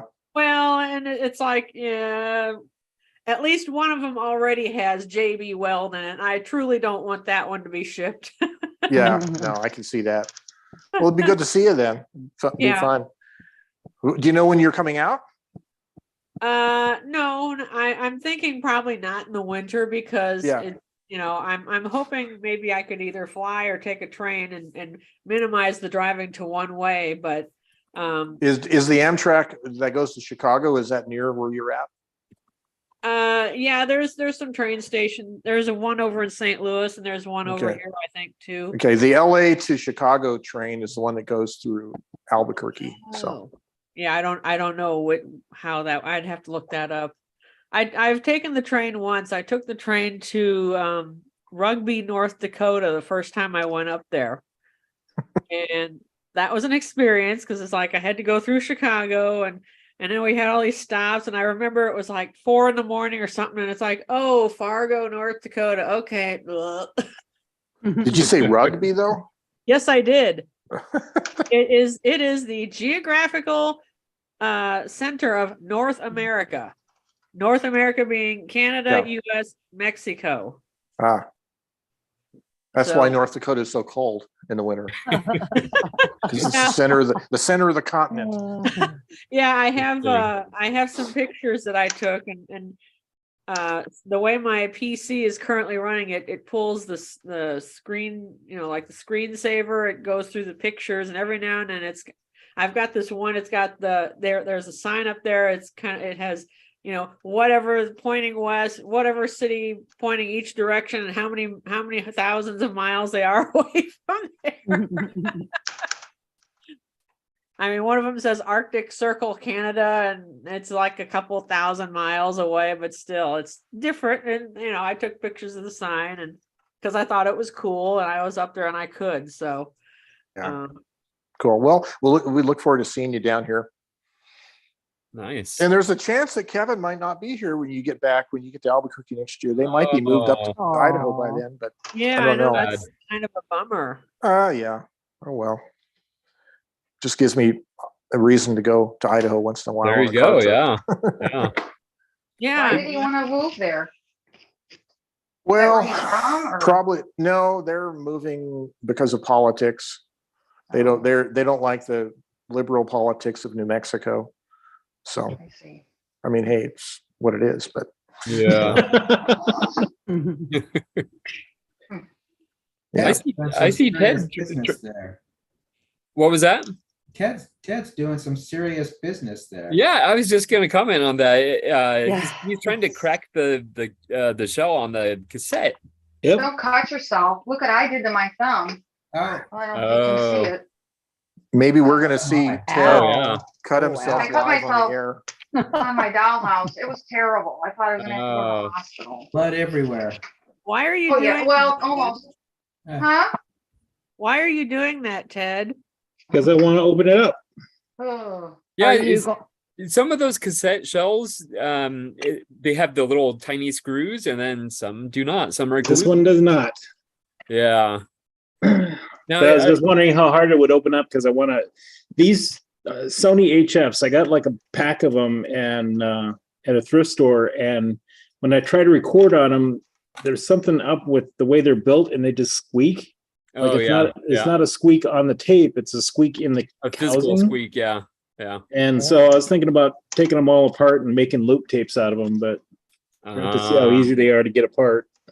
Yeah, it doesn't look easy. I think those that are glued together, if you crack them open, it's basically going to ruin the shell. Yeah. Well, I don't know. Or use duct tape. Yeah. Yeah. Just some of tape it back the together. better cassette shells have a thin sheet of clear mylar polyester. Yeah, film yeah, these on, don't on- have that. on the hubs, and that kind of loop keeps them centered, right? Ah, And those yeah. probably don't. So the tape kind of wraps itself irregularly and it rubs against the shell. Yeah. Yeah. Well, I don't know if it's that or if it's just age because they're Oh. old. So Just squirt it down with some silicone spray. Or WD-40. WD-40. That's right. That would be good. well, hey, have you ever seen have you seen the pricing on like metal tapes or Oh, I chrome know they're tapes crazy. Oh, on yeah. eBay these days? Yeah. Oh, I haven't. Expensive. Oh, they're crazy. You can spend 30, 40, 50 bucks for a metal tape, like a Maxell. No. No, I can't. Well, people do. So I used to be huge into cassettes. In fact, I started a Facebook group called Cassette Community, which I handed off to someone else. And Is there any like communities that you haven't like started? No. I'm planning to do it all, but when I was big into tapes, one really interesting thing that I found, and they're very rare and probably very expensive, is they have a cassette shell like that is actually meant to be opened. Mhm. So has little the metal reels inside, the like reels, little yes, that you reels? can Yeah. remove. I've seen those. And the reels are awesome because they look like miniature versions of the reel-to-reel Mhm. cassette reels. Yeah, they were actually intended to.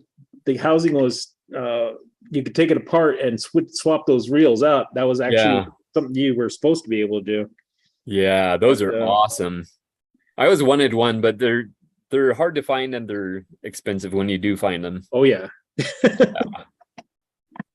There's a couple cassette tape YouTube channels that are really good, reviewing like the new cassette tapes that are out available now and how good are they and stuff. There's some pretty good channels out there. Well, within the last several years anyway, I bought a new release from the band Death Cab for Cutie. And first of all, the packaging was absolutely pathetic. So, you have the little insert card that fits in the case. Well, it was only printed on one side and the inside was just completely white. And it's like, really? Yeah. They missed a good opportunity for more graphic stuff. Yeah. The J card, as they call it. Yes, the J card. Yeah. Amazing. Yeah. You could just pull it out and wind it onto another cassette. You could, but why would you do that? Don't you want? So, speaking about tape loops, Ted, there is a German electronic musician named Heinbach. I've listened to everything that Heinbach's done. Yeah, and you know about his destruction loops. Yeah. So he takes a reel-to-reel recorder with what is a 1/4-inch tape, and he runs this loop around his studio, like around the mic stand, different things. Yeah, and like has knives touching. Yeah, it and he has like blades and knives rubbing on the tape. And he does some kind of a synthesizer, kind of a track on it, and he just repeatedly plays it over and over for hours until it degrades itself into just noise. Wow, that's crazy. Yeah, it's pretty cool. Interesting. And of course, Ted would have seen every video that Heinbach's ever done. He's not actually the originator of that. No, that's a different artist that like worked in the 70s. But Heinbach does a really good thing with test equipment, electronic test equipment. Yep. Like signal generators and things like that. He makes them into electronic instruments. Yeah. Yeah. The totems, the totems, scrapyard totems, whatever.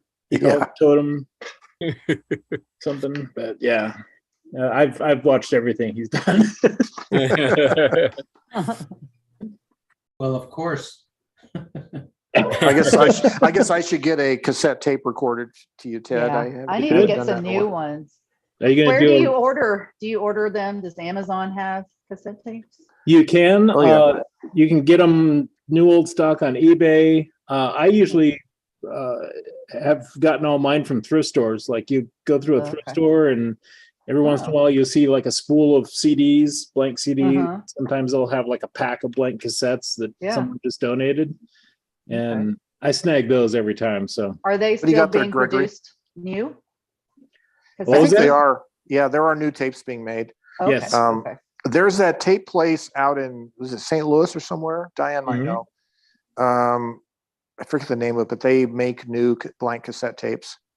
Yeah, you can still buy. I mean, there used to be a lot of companies that you could get like a rack of 100 cassettes in a cardboard box. Yeah, you can buy them on Amazon still. Amazon still sells cassettes in boxes. You can get them loaded with whatever length tape you needed. So I think the company's I think their website is tapes.com or something like that. They do custom tapes and even duplication and stuff like that. I was briefly showing is my latest audio line. Panasonic? Yes. Let me. Oh, cool. They make good tapes players. Panasonic's always made good players. Yeah. Oh, yeah. So Panasonic. So this is the model number RQ337. Oh, it has a serial number. PI 057021. What year is that, Ted? 86. And it's made in the Philippines. That's what the PI stands for. No. I did a very brief test, and it works. So this was from I think this was from Shop Goodwill. Yeah. But it's interesting because it does have the built-in microphone and speed control. Yes, right here. Slow speed is best speed. Yeah. That's what Heinbach says. Yes. Yep. That's right. For noise. Well, I made this one song that the song is called Pink. And so basically I took these little segments of the Pink Panther theme. Okay. And I slowed them way down. So I ended up making like an 11-minute song out of the Pink Panther theme. And yeah, it's experimental, but I think it's pretty darn cool. I love how it turned out. So if you played that on a YouTube channel, would it get a copyright strike? I think that one I didn't do, but I did a short one of the George of the Jungle. Yeah. That one's like 2.5 minutes long. And I think I have it on YouTube and it didn't get a strike. So I think I tweak everything just enough that it doesn't recognize it. So Plus you're not monetized either. So yeah, exactly. that makes a big difference. Yeah. Yep. Oh, weird. I just discovered that this does have one of those little inserts. Oh, it does. Showing the So you finally got it apart, huh? Yeah. It doesn't seem to do any good. So yeah. Oh, wow. Well, it keeps the reel from getting crooked, I guess, when it. What are you going to do with it now, Ted? I'm going to make a loop. Oh, that's right. Maybe use a little bit of silicone spray on a Q-tip and just lubricate the plastic hubs. Or I can just incorporate the squeaking into the music. Yeah, I like that idea. I like that idea. At least it's rhythmic, right? It's regular. Yeah. If you could figure out a way to connect it to Joe's label maker, that would be great. That would be good. You know, maybe you can start a band called Squeak. I had Squeak's first album. They were great. Oh, excellent. I like the idea of live streaming this tearing apart a cassette tape, you know. Yeah. It makes me feel like I'm part of it makes me feel like I'm part of the cassette community again. That's right. Yeah. It's like live stream brain surgery, you know. Yeah. Yeah. Oh, just tried to do it on a micro cassette. Oh yeah. Oh yeah. Yeah. Good luck. You know, speaking of Heinbach, I bought one of his micro cassette albums before. It's pretty cool. Yeah, I saw that. Yeah. Yeah. I think you made a video or something. I did, yeah. Yeah. I need to make another cassette video, I think. Yeah. Kind of fun stuff. Definitely. I would definitely watch. Yeah. We would definitely look at your video, Joe. Yes. So did that tape play on both sides? Cassette tape, yeah. So unless you're doing 4-track. You could like make a Mobius strip out of it. Yeah. Oh. Oh wait, you mean on the backside? No, they're not magnetically coated on the backside. There goes that idea. Yeah. Okay. You could glue 2 tapes together if they're short enough, and then you could do it. Yeah. All right. Well, we're like 15 minutes over, but it was worth it though because The party's over. I had Ted open Ted that. got it apart, huh? Finally got it. So I think with that we can end Yep. our stream here. Thank But- you once again, Gregory. Oh, thank you. Always fun. Thank you guys. Thank you. Appreciate it. The Green Remington Quiet Writer themed show. I know, yeah. I guess I'm the I have outcast. Green I have Olympia. no Remington. I Yeah. have Green See Olympia. you guys. Enjoy the SG1. Sunday. But none of you have the Thank brother you. JP3. It's good seeing all you guys. Good to see you You too. too. Bye. Take care. Good See you to around meet you, next time. Ted. Bye. Happy typing. Bye. Happy typing. Bye-bye. Bye-bye. Okay, I'm leaving now. Bye-bye. You are? I'm leaving now. You can't leave. You I'm are? leaving.